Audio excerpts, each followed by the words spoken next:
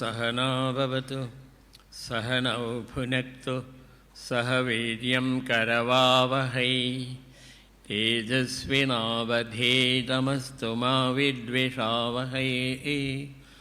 ॐ शान्ति शान्ति शान्ति।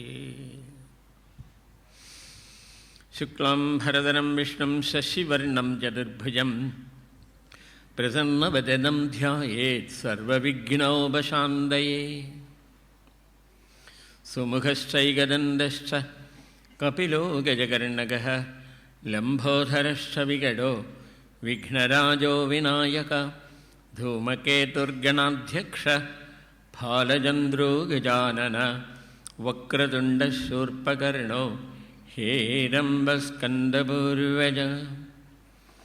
सदाशिवसमारम्भां शङ्कराचार्यमध्यमाम् अस्मदाचार्यपर्यन्तां वन्दे गुरुपरम्परां।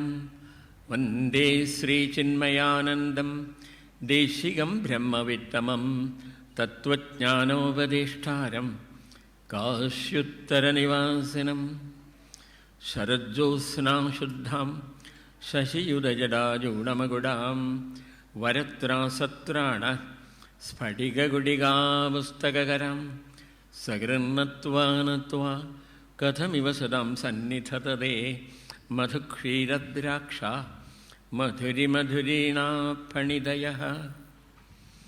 मनोजवं मारुततुल्यवेगं जितेन्द्रियं बुद्धिमदं वरिष्ठं वातात्मजं वानरयूथमुख्यं श्रीरामदूतं शिरसा नमामि। बुद्धिर्बलं यशोधैर्यं निर्भयत्वमरोगता अजाड्यं वाक्पटुत्वं च हनुमत्स्मरणात् भवेत्। ഹരി ഓം.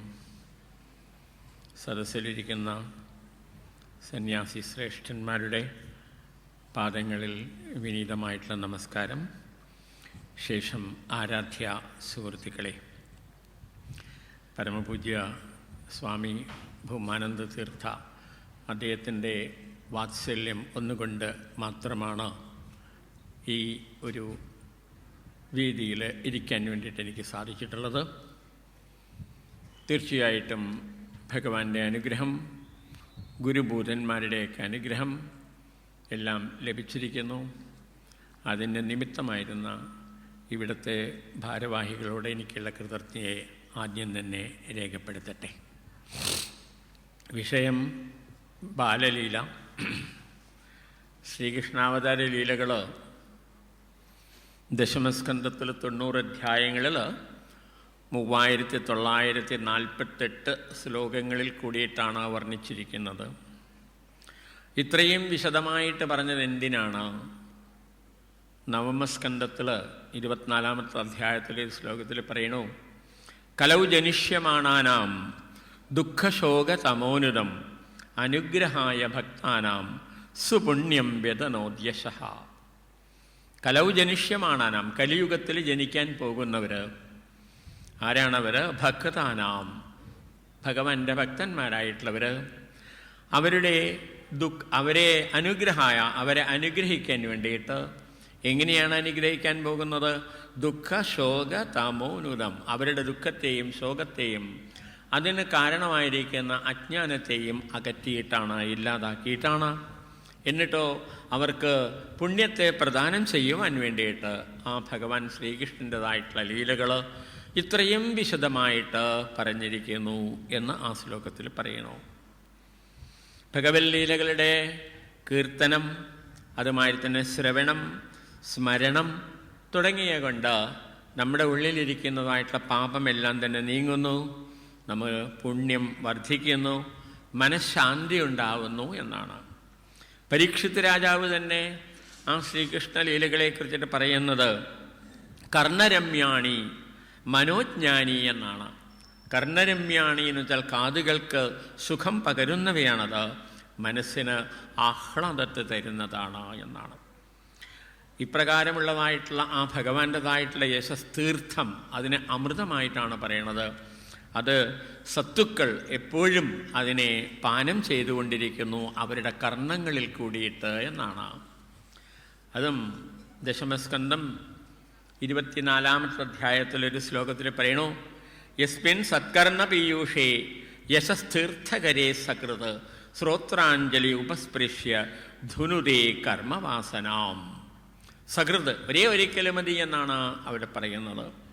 എന്ത്? ശ്രോത്രാഞ്ജലിയിൽ, ശ്രോത്രം ചെവി എങ്ങനെ ഇരിക്കണോ, അഞ്ജലി കൈക്കുമ്പിള് പോലെ ഇരിക്കുന്നു എന്നാണ്. ആ ചെവിയുടേതായിട്ടുള്ള പ്രത്യേകമായിട്ടുള്ള ആകൃതി തന്നെ നോക്കൂ. വെറും ഒരു ദ്വാരം വെച്ചാൽ മതിയായിരുന്നു, പക്ഷെ അങ്ങനെയല്ല. അത് ചെറിയൊരു പാത്രം പോലെ, ഒരു കപ്പ് പോലെ ഇരിക്കുന്നു. എന്തിന് ആ പാത്രം പോലെ ആക്കിയെന്ന് വെച്ചാൽ അതിൽ നിറയ്ക്കേണ്ടതാണ്. എന്താ നിറയ്ക്കേണ്ടത്? ഭഗവാന്റേതായിട്ടുള്ള ലീലകളാകുന്നതായിട്ടുള്ള അമൃതം നിറയ്ക്കണം. ആ നിറച്ചിട്ട് അതിനെ എപ്പോഴും അത് കർണങ്ങളിൽ കൂടിയിട്ട് പാനം ചെയ്തുകൊണ്ടേയിരിക്കണം. ശ്ലോകത്തിൽ ഒരിക്കൽ എന്ന് പറഞ്ഞു. ഒരിക്കൽ എന്ന് പറഞ്ഞു കഴിഞ്ഞാൽ എപ്പോഴും തന്നെ എന്ന് തന്നെ അർത്ഥം നമ്മളവിടെ എടുക്കണം. അസകൃത് എന്നുള്ള അർത്ഥം തന്നെയാണ് എടുക്കേണ്ടത്. എപ്പോഴും എപ്പോഴും അത് പാനം ചെയ്തുകൊണ്ടിരിക്കണം. അങ്ങനെയാണെന്നുണ്ടെങ്കിൽ അത് നമ്മുടെ കർമ്മവാസനകളെ മുഴുവൻ തന്നെ ധുനുതേ ഇല്ലാതാക്കി കളയുന്നു എന്നതാണ്. ഇപ്രകാരം വളരെ വളരെ പവിത്രമായിരിക്കുന്നതായിട്ടുള്ള ലീലകൾ സ്മരിക്കാനും ശ്രവിക്കാനും കീർത്തിക്കാനും നമുക്കൊരവസരം കിട്ടിയിരിക്കുന്നു. തീർച്ചയായിട്ടും ഭഗവാന്റെ അനുഗ്രഹം കൊണ്ട്. ലീലകളിൽ പ്രത്യേകിച്ചും ബാലലീലകൾ, കുട്ടികളെ ഇഷ്ടപ്പെടാത്തവരാരാ ഉള്ളത്? എല്ലാവരും കുട്ടികളെ ഇഷ്ടപ്പെടുന്നു. കുട്ടികൾ എന്ത് ചെയ്തു കഴിഞ്ഞാലും അതൊരു ഭംഗിയാണ്. അത് നമ്മുടെ ഉള്ളിൽ തട്ടി നിൽക്കുകയും ചെയ്യും. ഭഗവാന്റെ ലീലകൾ, ആ ലീലാ മാഹാത്മ്യങ്ങൾ, ഇതൊക്കെ നമ്മൾ വായിക്കുമ്പോൾ, ഇതൊക്കെ നമ്മൾ കേൾക്കുന്നതായിട്ട് സമയത്ത് ഇവയെക്കുറിച്ചിട്ട് നമ്മൾ സ്മരിക്കുമ്പോൾ നാം ഒന്നുകൂടി ഓർക്കേണ്ടതുണ്ട്. സാധകന്മാരായിട്ടുള്ള നാം എപ്രകാരം നമ്മുടെ സാധക ജീവിതം മുന്നോട്ട് കൊണ്ടുപോകണമെന്ന് ഭഗവാൻ ഓരോ ലീലകളിൽ കൂടിയിട്ടും നമുക്ക് വളരെ വ്യക്തമായിട്ട് പറഞ്ഞു തരുന്നു. ശ്രീകൃഷ്ണ ബാലലീലകളിൽ ആദ്യമായിട്ടുള്ളത് പൂതന മോക്ഷമാണല്ലോ. രാമാവതാരത്തിലെ പോലെ തന്നെ ഇവിടെയും ഈ അവതാരത്തിലും ആദ്യമായിട്ട് സ്ത്രീവധമാണ്. രാമായണത്തിൽ താടകയാണ് എങ്കിൽ ഇവിടെ പൂതനയാണ്. അത്രയേ ഉള്ളൂ വ്യത്യാസം. പൂതന ആരാണ്? അവിദ്യയാണ്. അവിദ്യ ആനന്ദമാണ് എന്ന് ഇംഗ്ലീഷിലൊരു ചൊല്ലുണ്ട്. ഇഗ്നറൻസ് ഇസ് ബ്ലിസ് എന്ന് പറയും. അറിവില്ലായ്മ ആനന്ദമാണ് അത്രേ. ഈ പൂതന എന്ത് ചെയ്തു? എല്ലാവരെയും ആനന്ദത്തിൽ ആറാടിച്ചുകൊണ്ട് സന്തോഷിപ്പിച്ചുകൊണ്ട് ഒരു സുന്ദരിയുടെ വേഷത്തിൽ ആ ഗോകുലത്തിൽ വന്നു. ഗോപികമാരും യശോദയും രോഹിണി മാതാവും എല്ലാവരും തന്നെ അവളെ കണ്ട് അവളുടെ സൗന്ദര്യത്തിൽ അവളുടേതായിട്ടുള്ള ചേഷ്ടകളിലൊക്കെ തന്നെ മയങ്ങി അത്ഭുത സ്തബ്ധരായിട്ട് നിന്നു എന്നാണ്. പക്ഷെ ഭഗവാൻ അവളെ തിരിച്ചറിഞ്ഞു എന്നാണ് നമുക്ക് പറഞ്ഞു തരുന്നത്. വിബുദ്ധ്യതാം ബാലകമാരികാഗ്രഹം ചരാചരാത്മാസ നിമീലിതേക്ഷണ. ദശമസ്കന്ധം 6-ാം അധ്യായത്തിൽ 8-ാമത്തെ ശ്ലോകത്തിൽ പറയണു, വിബുദ്ധ്യതാം ബാലകമാരികാഗ്രഹം ചരാചരാത്മാ സ നിമീലിതേക്ഷണ. ചരാചരാത്മസ്വരൂപിയായിരിക്കുന്ന ആ ഭഗവാൻ, ചരങ്ങളും മചരങ്ങളുമായിരിക്കുന്ന സൃഷ്ടിയുടെ ഉള്ളിലെല്ലാം തന്നെ ആത്മസ്വരൂപിയായിരിക്കുന്നതായിട്ടുള്ള ആ ഭഗവാൻ താം വിബുദ്ധ്യ അവളെ നന്നായിട്ട് തിരിച്ചറിഞ്ഞു എന്നാണ് പറഞ്ഞത്. എന്തായിട്ടാണ് അറിഞ്ഞത്? ഗ്രഹം പിശാചായിട്ടാണ് അറിഞ്ഞത്. എങ്ങനെയുള്ള പിശാച്? ബാലകമാരിക എന്നാണ് പറഞ്ഞത്. കുട്ടികളെ കൊല്ലുന്ന ഒരു പിശാചായിട്ട് അവളെ തിരിച്ചറിഞ്ഞു. എന്നിട്ട് ഭഗവാൻ കണ്ണടച്ചു കളഞ്ഞു എന്നാണ്. എന്തേ ഭഗവാൻ കണ്ണടച്ചു കളഞ്ഞത് എന്നുള്ളൊരു ചോദ്യം. അതിന് വ്യാഖ്യാതാക്കള് പലതരത്തിലാണ് ഉത്തരം പറയുന്നത്. ഒരു വ്യാഖ്യാതാവ് പറഞ്ഞു, ഭഗവാൻ വിചാരിച്ചു അത്രേ താൻ വളരെ ചെറിയ ശിശുവാണ്, കണ്ണു തുറക്കാത്ത ശിശുവാണ് എന്നവൾ വിചാരിച്ചോട്ടെ എന്ന് വിചാരിച്ചോത്രേ കണ്ണടയ്ക്കുമ്പോൾ. ഇനിയോ യോഗികൾ തങ്ങളുടെ ഹൃദയത്തിൽ എത്രയെത്രയോ സാധന അഭ്യാസങ്ങളെ കൊണ്ട്, കഠിനമായിട്ടുള്ള തപാനുഷ്ഠാനങ്ങളെ കൊണ്ട് അവരുടെ ഹൃദയത്തിൽ എൻ്റെ അരവിന്ദ നയനങ്ങൾ കണ്ടുകൊണ്ടിരിക്കണോ, അത്രയും പവിത്രമായിരിക്കുന്ന ഈ അരവിന്ദ നയനങ്ങൾ ഈ പൂതന കാണണ്ട എന്ന് വിചാരിച്ചു അത്രേ. അതുകൊണ്ട് ഭഗവാൻ കണ്ണടച്ചു. ഇനി അവൾ എന്താ ചെയ്യാൻ പോകുന്നത്? വിഷം കുടിപ്പിക്കാൻ പോവുകയാണ്. കുടിക്കാതിരിക്കാൻ യാതൊരു നിവൃത്തിയുമില്ല. കുടിച്ചേക്കാം. കുട്ടികൾ കയ്പുള്ള മരുന്ന് കണ്ണടച്ചു കുടിക്കുന്നത് പോലെ ഭഗവാൻ കണ്ണടച്ചു. വേറൊരു വ്യാഖ്യാനത്തിൽ പറയണു, നിന്ദ്യമായിരിക്കുന്ന സ്ത്രീവധമാണല്ലോ ഇവിടെയും ഞാൻ ചെയ്യേണ്ടിയിരിക്കുന്നത്. എന്ത് ചെയ്യാം? ചെയ്തേക്കാം, കണ്ണടച്ചു ചെയ്തേക്കാം എന്ന് ഭഗവാൻ വിചാരിച്ചു അത്രേ. പാപിയായിരിക്കുന്ന ഈ പൂതന ഈ ജന്മത്തിലോ ഇതിനു മുമ്പുള്ളതായിട്ടുള്ള ഏതെങ്കിലും ജന്മത്തിലോ ഒരു പുണ്യപ്രവൃത്തിയും ചെയ്തിട്ടില്ല. ഇത്രയും പാപിയായിരിക്കുന്ന അവളുടെ മുഖം എനിക്ക് കാണണ്ട എന്ന് ഭഗവാൻ വിചാരിച്ചു അത്രേ. ഭഗവാന്റെ കുക്ഷിയിലുള്ളതായിട്ട് ജീവജാലങ്ങളുണ്ട്. ആ ജീവജാലങ്ങളെയൊക്കെ ഭയപ്പെട്ടുകൊണ്ടിരിക്കുകയാണ്. കാരണം ഭഗവാൻ വിഷം പാനം ചെയ്തു കഴിഞ്ഞാൽ ഞങ്ങളൊക്കെ ഇല്ലാതായിട്ട് തീരുമല്ലോ എന്ന് ഭഗവാൻ കണ്ണടച്ചിട്ട് അവരെ സാന്ത്വനിപ്പിച്ചു. ഞാൻ വിഷം കുടിക്കാൻ പോകുന്നു, പക്ഷേ നിങ്ങൾ ഭയപ്പെടേണ്ട എന്ന് ഭഗവാൻ അവിടെ പറഞ്ഞു അത്രേ. ഇനിയോ വേറൊരു വ്യാഖ്യാതാവ് പറഞ്ഞു, ഇവള് മരിക്കാൻ പോകുന്നു. ആ മരിക്കാൻ പോകുമ്പോൾ കാണിക്കുന്നതായിട്ടുള്ള ആ ഗോഷ്ഠികളൊക്കെ ഉണ്ടല്ലോ, അതൊന്നും എനിക്ക് കാണണ്ട എന്ന് ഭഗവാൻ വിചാരിച്ചു അത്രേ. വാസ്തവത്തിൽ എന്തുകൊണ്ട് ഭഗവാൻ കണ്ണടച്ചു? ഭഗവാൻ കണ്ണു തുറന്നു കഴിഞ്ഞാൽ രണ്ടേ സംഭവിക്കുള്ളൂ. ഒന്ന്, സ്നേഹപൂർവം അവളെ കാണണം. രണ്ടാമതായിട്ട് ദേഷ്യത്തോടു കൂടിയിട്ട് അവളെ കാണണം. ഭട്ടതിരിപ്പാട് പറയും, ബാലക ലോപന രൂഷിത. ബാലകന്മാരെയൊക്കെ കൊല്ലുന്നതായിട്ടുള്ള അവളോട് ദേഷ്യമുണ്ട് ഭഗവാന്. ഒന്നുകിൽ സ്നേഹത്തോടു കൂടി കാണണം. സ്നേഹത്തോടു കൂടിയിട്ടാണ് അവളെ കണ്ടതെങ്കിൽ അവൾ പരിശുദ്ധയായിട്ട് തീരും. നേരെ മറിച്ചിട്ടോ ദേഷ്യത്തോടു കൂടിയിട്ടാണെങ്കിൽ അവൾ ഭസ്മമായിട്ട് തീരും. രണ്ടായാലും അവളുടെ ആഗ്രഹം നടക്കില്ല. അവളുടെ ആഗ്രഹം നടക്കട്ടെ എന്ന് ഭഗവാൻ വിചാരിച്ചു അത്രേ. അതുകൊണ്ട് ഭഗവാൻ കണ്ണടച്ചു. വിഷം പുരട്ടിയിരിക്കുന്ന അവളുടെ സ്തന്യം ഭഗവാൻ അവളുടെ പ്രാണനോടൊപ്പം വലിച്ചു കുടിച്ചു എന്നാണ്. അതോടുകൂടിയിട്ട് അവൾ സ്വന്തം രൂപം, ഭീകരവും ഭയാനകവുമായിരിക്കുന്ന തൻ്റെ രൂപം ധരിച്ചു. എന്നിട്ട് കൈകൾ വിടർത്തിയിട്ട് മലർന്നടിച്ച് മരിച്ചു വീണു. വീഴുന്നതായിട്ടുള്ള സമയത്ത് ആ പതനത്തിൻ്റെതായിട്ടുള്ള വേഗത്തിൽ അവൾ 6 വെളിപ്പാട് ദൂരെയുള്ളതായിട്ടുള്ള ആ വൃക്ഷങ്ങളെപ്പോലും മുറിച്ചു വീഴ്ത്തിക്കളഞ്ഞു എന്നാണ് പറയുന്നത്. അവളുടെ മാറിൽ ലവലേശം ഭയമില്ലാതെ കളിച്ചുകൊണ്ടിരിക്കുന്നതായിട്ടുള്ള ഉണ്ണിക്കണ്ണൻ, ആ ഉണ്ണിക്കണ്ണനെ ഗോപികമാര് ഓടിച്ചെന്നെടുത്തു. മാത്രമല്ല അവരെ അമ്മമാരുടെ അടുത്ത് കൊടുത്തു. ആ അമ്മമാര് ആ ഉണ്ണിക്ക് വേണ്ടതായിട്ട് രക്ഷകളെല്ലാം ചെയ്തു എന്ന് വിശദമായിട്ട് ഭാഗവതത്തിൽ പറഞ്ഞിരുന്നു. കംസന് കപ്പം കൊടുക്കാൻ പോയതായിരുന്നു നന്ദഗോപനും അദ്ദേഹത്തിൻ്റെതായിട്ടുള്ള സുഹൃത്തുക്കളും. അവര് തിരിച്ചു വരുന്നതായിട്ട് സമയത്ത് കണ്ടത് ഭീകരമായിട്ടുള്ള ഭയാനകമായിട്ടുള്ള ഒരു വലിയൊരു ശരീരം, എന്തെന്ന് അറിയാൻ പോലും പറ്റാതിരിക്കുന്നതായിട്ടുള്ള അതവിടെ കണ്ടു. അവർ ഭയപ്പെട്ടു. വസുദേവർ പറഞ്ഞതായിട്ടുള്ള വാക്കുകളെ കുറിച്ചിട്ട് ഓർത്തു. അവർ വന്നിട്ട് കാര്യങ്ങളൊക്കെ മനസ്സിലാക്കിയതായിട്ട് സമയത്ത് അവളുടെ ഭീകരമായിട്ടുള്ള ശരീരത്തെ ചെറിയ ചെറിയ കഷ്ണങ്ങളാക്കിയിട്ട് മുറിച്ചു. എന്നിട്ട് വളരെ വളരെ ദൂരത്തിൽ കൊണ്ടുപോയി കത്തിച്ചു.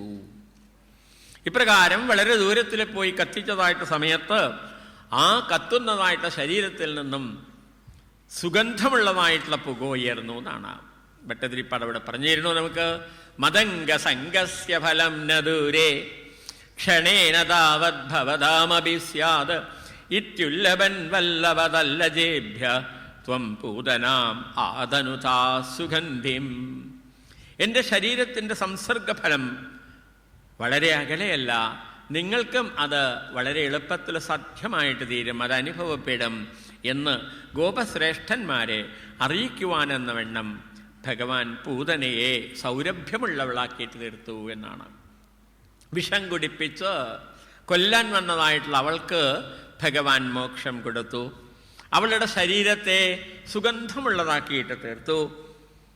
ദ്വേഷിച്ചവൾക്ക് പോലും മോക്ഷം കൊടുക്കുന്നതായിട്ടുള്ള ഭഗവാൻ മാതൃസഹിതമായിട്ടുള്ള സ്നേഹത്തോടു കൂടിയിട്ട് ലാളിച്ചുകൊണ്ടിരുന്നതായിട്ടുള്ള ആ യശോദാമ്മയ്ക്കും രോഹിണി മാതാവിനും മറ്റുള്ളതായിട്ടുള്ള ഗോപികൾക്കും എന്തേ കൊടുത്തത്?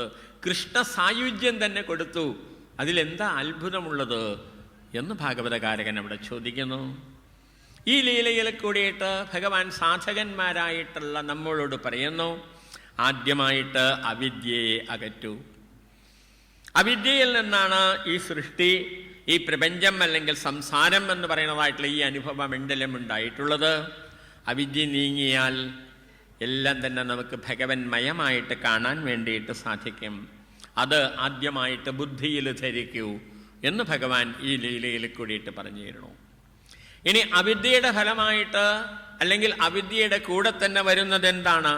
അത് ജഡവാദം അല്ലെങ്കിൽ നിരീശ്വരവാദം എന്ന് പറയണു. ചൈതന്യത്തിന് നമ്മൾ പ്രാധാന്യം കൊടുക്കാണ്ടേ ജഡവസ്തുക്കൾക്ക് നമ്മൾ പ്രാധാന്യം കൊടുക്കാൻ വേണ്ടിയിട്ട് തുടങ്ങും. അതാണ് അടുത്ത ലീലയിൽ കാണിച്ചു തരുന്നത്. യശോദാമാതാവ് ആ ഉണ്ണിക്കണ്ണനെ, പൂർണ്ണ ചൈതന്യമല്ലേ ആ ഭഗവാൻ, ആ ഭഗവാനെ എന്ത് ചെയ്തു? ഒരു വണ്ടിയുടെ താഴെ കിടത്തി എന്നാണ്. വണ്ടി ജഡമല്ലേ, അപ്പൊ ജഡം മുകളിലിരിക്കുന്നു, ചൈതന്യം താഴെ ഇരിക്കുന്നു. പക്ഷെ ഭഗവാൻ എന്ത് ചെയ്തു? ആ വണ്ടിയിൽ വന്ന ശകടാസുരനും മോക്ഷം കൊടുത്തു. ഭഗവാൻ അവിടെ നമ്മളോട് പറയണു, ജഡവാദത്തെ നിരാകരിക്കൂ, ഇല്ലാതാക്കൂ, അതിനുവേണ്ടി ശ്രമിക്കൂ എന്നാണ് പറയണത്. ഇപ്രകാരം അവിദ്യയും ജഡവാദവും നമ്മുടെ ഉള്ളിലുണ്ട് എന്നുണ്ടെങ്കിൽ തീർച്ചയായിട്ടും അവയുടെ കൂടെ കാമനകൾ അല്ലെങ്കിൽ ആഗ്രഹങ്ങൾ വരും. ഈ ആഗ്രഹങ്ങൾ, കാമനകൾ എന്ത് ചെയ്യണോ? നമ്മളെ വളരെ വളരെ വളരെ വളരെ ഉയരത്തിലേക്ക് കൊണ്ടുപോകും. ആ ഉയരത്തിൽ നിന്ന് നമ്മളെ താഴത്ത് തള്ളിയിടും. ഇതാണ് ആഗ്രഹങ്ങൾ ചെയ്യുന്നത്. ഇവിടെയും എന്ത് ചെയ്തു? തൃണാവർത്തൻ എന്നുള്ളതായിട്ടുള്ള അസുരൻ കാറ്റിൻ്റെ രൂപത്തിൽ വന്നു എന്നാണ്. അവൻ വന്നതായിട്ട് സമയത്ത് കാറ്റടിച്ചു. കാറ്റടിച്ചപ്പോഴോ ഗോകുലം മുഴുവൻ തന്നെ പൊടിയും ഇരുട്ടും വ്യാപിച്ചു. രജസ്സും തമസ്സും, പൊടിയും ഇരുട്ടും രജസ്സും തമസ്സും എന്നർത്ഥം. അതോടുകൂടിയിട്ട് ഒന്നും കാണാതായി, ഉണ്ണിക്കണ്ണനെയും കാണാതായി. ചോദിക്കുന്നു അവിടെ, രജസ്സും തമസ്സും ഉള്ളപ്പോൾ ഭഗവാനെ എങ്ങനെ കാണാനാണ്? രജസ്സും തമസ്സും നീങ്ങിയിട്ടുള്ള പരിശുദ്ധമായിട്ട് സത്വഗുണപ്രധാനമായിട്ടുള്ള അന്ധക്കരണത്തിലല്ലേ നമുക്ക് ഭഗവാനെ കാണാൻ സാധിക്കുള്ളൂ. ഇവിടെയും അവർക്ക് ഉണ്ണിക്കണ്ണനെ കാണാൻ സാധിച്ചില്ല. ഉണ്ണിയെ കാണാതെ എല്ലാവരും കരയാൻ വേണ്ടിയിട്ട് തുടങ്ങി. അവിടെ കാറ്റ് മുകളിലേക്ക് കൊണ്ടുപോയിരിക്കുന്ന ആ ഭഗവാൻ ആ അസുരനെ എന്ത് ചെയ്തു? കൊന്നു. കൊന്നതോടുകൂടിയിട്ട് പൊടിയും ഇരുട്ടും നീങ്ങി, അതായത് രജസ്സും തമസ്സും നീങ്ങി. രജസ്സും തമസ്സും നീങ്ങിയതായിട്ട് സമയത്ത് ഭഗവാനെ അവർക്ക് കാണാൻ സാധിച്ചു എന്നാണ്. മുകളിലേക്ക് കൊണ്ടുപോയിരിക്കുന്ന അസുരന്റെ കഴുത്തിൽ ഭഗവാൻ ബലമായിട്ട് അങ്ങോട്ട് പിടിച്ചു. അവൻ ആ പിടി വിടുവിക്കാൻ വേണ്ടിയിട്ട് വളരെയധികം ശ്രമിച്ചു നോക്കി. പക്ഷേ സാധിച്ചില്ല. അവന് ഭഗവാൻ വിട്ടില്ല. കാരണം അതാണ് ഭഗവാന്റെ സ്വഭാവം. ഏതൊരു ജീവനാണോ തന്നെ പിടിച്ചിരിക്കുന്നത്, ആ ജീവനെ ഒരിക്കലും തന്നെ ഭഗവാൻ വിടില്ല, താനുമായിട്ട് ചേർക്കുകയാണ് ചെയ്യുക. ഭഗവാൻ ഒരിക്കലും തന്നെ ഭക്തനെ കൈവെടിയില്ല എന്നർത്ഥം. ഈ ഒരു ലീലയിൽ കൂടിയിട്ട് ഭഗവാൻ എന്ത് ചെയ്തു? ആദ്യമായിട്ട് അവൾ അവിദ്യയെ നീക്കി, ജഡവാദത്തെ നിരാകരിച്ചു. ഇപ്പോഴിതാ ആഗ്രഹങ്ങളെയും നിഗ്രഹിച്ചു. ഇതാണ് നമ്മൾ ചെയ്യേണ്ടിയിരിക്കുന്നത് ഭഗവാന്റെ മാർഗത്തിൽ കൂടിയിട്ട് സഞ്ചരിക്കുന്നതായിട്ട് സമയത്ത് എന്ന് നമ്മളോട് ഉപദേശിക്കുന്നു ഭഗവാൻ. ഇങ്ങനെ ഇരിക്കുന്നതായിട്ട് സമയത്ത് ഒരു ദിവസം യശോദ ഉണ്ണിക്കണ്ണന് തൻ്റെ മടിയിൽ കിടത്തിയിട്ട് മുലയൂട്ടിക്കൊണ്ടിരിക്കുകയാണ്. അപ്പോൾ ഉണ്ണി കൂട്ടുവായിട്ടു. അതിരെ കൂട്ടുവായ ഇട്ടതായിട്ട് സമയത്ത് ആ കൃഷ്ണൻ ഉണ്ണിയുടെ വായക്കുള്ളിൽ യശോദ സൃഷ്ടി മുഴുവൻ കണ്ടു എന്നാണ്. 7-ാമത്തെ അധ്യായത്തിൽ 36-ാമത്തെ ശ്ലോകത്തിൽ നമുക്ക് പറഞ്ഞു തരണോ? ഖം രോദസി ജ്യോതിരനീകമാശ സൂര്യേന്ദുവൻ നിശ്വസനാംബുദീംശ ദ്വീപാൻ നഗാൻ തദ്ദുഹിദുർവനാനി ഭൂതാനി യാനി സ്ഥിരജംഗമാനി. അവിടെ അവൾ എന്താ കണ്ടത്? യശോദാമാതാവ് ഖം ആകാശത്തെ കണ്ടു, രോദസി ഭൂമിയെയും അന്തരീക്ഷത്തെയും കണ്ടു, ജ്യോതിരനീക നക്ഷത്രാദി ജ്യോതിർഗോളങ്ങളെ മുഴുവൻ തന്നെ കണ്ടു, ആശ ദിക്കുകളെ കണ്ടു, സൂര്യനെ കണ്ടു, ചന്ദ്രനെ കണ്ടു, അഗ്നിമണ്ഡലം കണ്ടു, വായുമണ്ഡലം കണ്ടു, സമുദ്രങ്ങളെ കണ്ടു, ദ്വീപങ്ങളെ കണ്ടു, പർവ്വതങ്ങളെ കണ്ടു, പർവ്വതപുത്രികളായിരിക്കുന്ന നദികളെ കണ്ടു, കാടുകളെ കണ്ടു. പിന്നെയോ യാനി സ്ഥിരജംഗമാനി ഭൂതാനി, സ്ഥിരങ്ങളും ജംഗമങ്ങളായിരിക്കുന്ന എല്ലാ ഭൂതങ്ങളെയും അവൾ ആ വായ്ക്കുള്ളിൽ കണ്ടു. വിശ്വദർശനം, വിശ്വരൂപ ദർശനം എന്നർത്ഥം. ഈ വിശ്വരൂപ ദർശനം കണ്ടിരിക്കുന്നതായിട്ട് യശോദാമ്മ കണ്ണടച്ചു. എന്നിട്ട് ആ ദർശനത്തെ മുഴുവനുമായിട്ട് അതിൽ മുഴുകിയിട്ട് അവൾ ആസ്വദിച്ചു എന്നാണ്. ക്രമേണ ശിശുക്കൾ അവിടെ വളർന്നു വന്നു. പറയണു 8-ാം അധ്യായത്തിൽ 21-ാമത്തെ ശ്ലോകത്തിൽ, കാലേന വ്രജതൽപേന ഗോകുലേ രാമകേശവോ ജാനുഭ്യാം സഹ പാണിഭ്യാം രിംഗമാണോ വിജഹ്രതു. അല്പകാലം കൊണ്ട്, കാലേന അല്പകാലം കൊണ്ട് രാമകൃഷ്ണന്മാര് ഗോകുലത്തിൽ മുട്ടിലെഴയാൻ വേണ്ടിയിട്ട് പഠിച്ചു എന്നാണ്. കാലിലും മരയിലും കൈകളിലുമെല്ലാം തന്നെ അണിഞ്ഞിരിക്കുന്നതായിട്ടുള്ള ആഭരണങ്ങൾ, ആ ആഭരണങ്ങളിൽ ചേർത്തിരിക്കുന്നതായിട്ടുള്ള കിങ്ങിണികൾ, ഈ ഉണ്ണികൾ ചലിക്കുമ്പോൾ ഉണ്ടാവുന്നതായിട്ടുള്ള ചലനത്തിൽ പുറപ്പെടുവിക്കുന്നതായിട്ടുള്ള ശബ്ദം, മനോഹരമായിരിക്കുന്ന ശബ്ദം, ആ ശബ്ദം അവരെ, ആ കുട്ടികളെ എന്ത് ചെയ്തു? കൂടുതൽ കൂടുതൽ വേഗത്തിൽ എഴയാൻ വേണ്ടിയിട്ട് പ്രേരിപ്പിച്ചു. കുറച്ചു കഴിഞ്ഞപ്പോൾ കുഞ്ഞികൾ കാലുകൾ ഉറപ്പിച്ചിട്ട് നടക്കാൻ വേണ്ടിയിട്ട് തുടങ്ങി. പിച്ച വെച്ച് നടക്കുന്നതായിട്ട് സമയത്തും അവരുടെ പാദസരങ്ങളിൽ അണിഞ്ഞിരുന്നതായിട്ടുള്ള കിങ്ങിണികൾ അവർ ശബ്ദമുണ്ടാക്കി. അത് അവരെ കൂടുതൽ വേഗത്തിൽ നടക്കാൻ വേണ്ടിയിട്ട് ഉത്സാഹപ്പെടുത്തി എന്നാണ്. ഇപ്രകാരം ഉണ്ണികൾ എന്ത് ചെയ്യും? പൂച്ചകളുടെയും പശുക്കുട്ടികളുടെയും പിന്നാലെ പോവും. ചിലപ്പോൾ അവയുടെ വാൽ പിടിച്ചിട്ട് വലിക്കും. ചിലപ്പോൾ വാലിൽ പിടിച്ച പശുക്കുട്ടികൾ ഉണ്ണികളെയും കൊണ്ട് വലിച്ചു കൊണ്ടുപോകും. ഇപ്രകാരം അവർ മുറ്റത്തിലും തിണ്ണയിലും ചളിയിലും ഗോമൂത്രത്തിലും ചാണകത്തിലും എല്ലാമെല്ലാം നടന്നു, കിടന്നു, ഉരുണ്ടു, വീണു എന്നൊക്കെയാണ് നമുക്ക് പറഞ്ഞു തരുന്നത്. ഭട്ടതിരിപ്പാട് വളരെ മനോഹരമായിട്ട് അവിടെ ഒരു ശ്ലോകത്തിൽ പറഞ്ഞു തരണു. ദ്രുതപതിഷു ഗദന്തൗ ഉത്ഥിതൗ ലിപ്തഭംഗൗ ദിവി മുനഭിരഭംഗൈ സസ്മിതം വന്ദ്യമാന. ദ്രുതഗതിഷു പതന്തൗ, ഇങ്ങനെ ഓടുന്നതായിട്ട് സമയത്ത് കുട്ടികൾ വീഴും. വീണ് കഴിഞ്ഞാലോ ലിപ്തഭംഗൗ ഉത്ഥിതൗ, അവരുടെ മേലെ മുഴുവൻ തന്നെ ചളിയായിട്ട് അവര് എഴുന്നേൽക്കും അവിടുന്ന്. ഇപ്രകാരം ഓടി വീഴുകയും ചളി പുരണ്ടുക എഴുന്നേൽക്കുകയും ചെയ്യുന്നതായിട്ടുള്ള ആ ഭഗവാനെ ചളി പുരളാത്ത മുനിമാര്, അപങ്കൈഹി മുനിബിഹി എന്നാ പറഞ്ഞത്.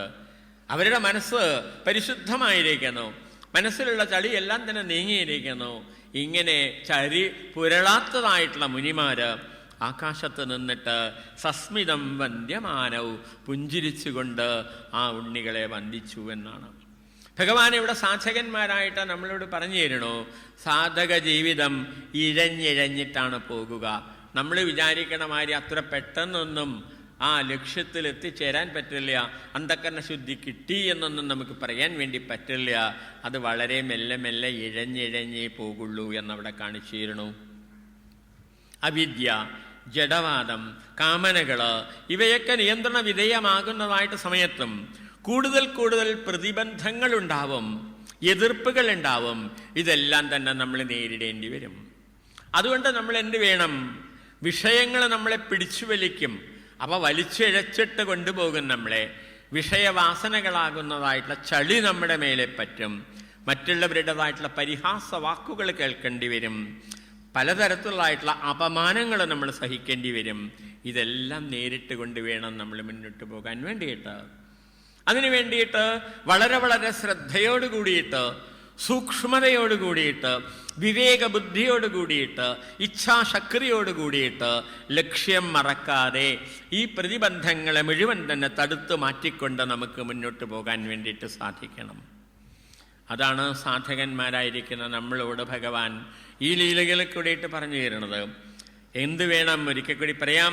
വളരെ വളരെ ശ്രദ്ധയോട് കൂടിയിട്ട്, സൂക്ഷ്മതയോടെ, വിവേകബുദ്ധിയോടെ, ഇച്ഛാശക്തിയോടെ, ലക്ഷ്യം ഒരിക്കലും മറക്കാതെ ഈ പ്രതിബന്ധങ്ങളെ എല്ലാം തന്നെ തടുത്തു മാറ്റിക്കൊണ്ട് മുന്നോട്ട് പോകണം. ലക്ഷ്യത്തിലെത്തിയിട്ട് അനുഭവജ്ഞാനം നേടുന്നതുവരെ. ഇപ്രകാരം ഉണ്ണിക്കണ്ണൻ നടക്കാനും ഓടാനും പഠിച്ചപ്പോൾ മറ്റു കുട്ടികളോടൊപ്പം കളിക്കാനും പുറത്തു പോയിട്ട് കളിക്കാനും തുടങ്ങി എന്നാണ്. ഗോപികമാരുടെ അടുത്ത് ചെല്ലും. അവരുടെ അടുത്ത് വെണ്ണ ചോദിക്കും. അവർ പറഞ്ഞാൽ ആ വെണ്ണയ്ക്ക് വേണ്ടിയിട്ട് ഉണ്ണിക്കണ്ണൻ പാട്ടുപാടും, ചിലപ്പോൾ നൃത്തം ചെയ്യും, എല്ലാം ചെയ്യും. വേറൊരു സ്ഥലത്ത് പറയണു, പാല് കറക്കുന്നതിന് മുമ്പ് തന്നെ ഉണ്ണി എന്ത് ചെയ്യും? പശുക്കുട്ടികളെ അഴിച്ചുവിടും. ഗോപികമാര് ഭയപ്പെടുത്തിയാൽ ദൂരെ പോയി നിന്ന് ചിരിക്കും. പറയണു അവിടെ 8-ാമത്തെ അധ്യായത്തിൽ 29-ാമത്തെ ശ്ലോകത്തിൽ വത്സാൻ മുഞ്ചൻ അസമയേ എന്നുള്ളതായിട്ടൊരിത് വരുന്നുണ്ട്. അവിടെ വത്സാൻ എന്ന് വെച്ചാൽ പശുക്കുട്ടികളെ, മുഞ്ചാൻ അഴിച്ചുവിടും എപ്പോ? അസമയത്ത്, കറക്കുന്നതിന് മുമ്പ് എന്നർത്ഥം. പക്ഷെ വാസ്തവത്തിൽ എന്താണ് അർത്ഥം?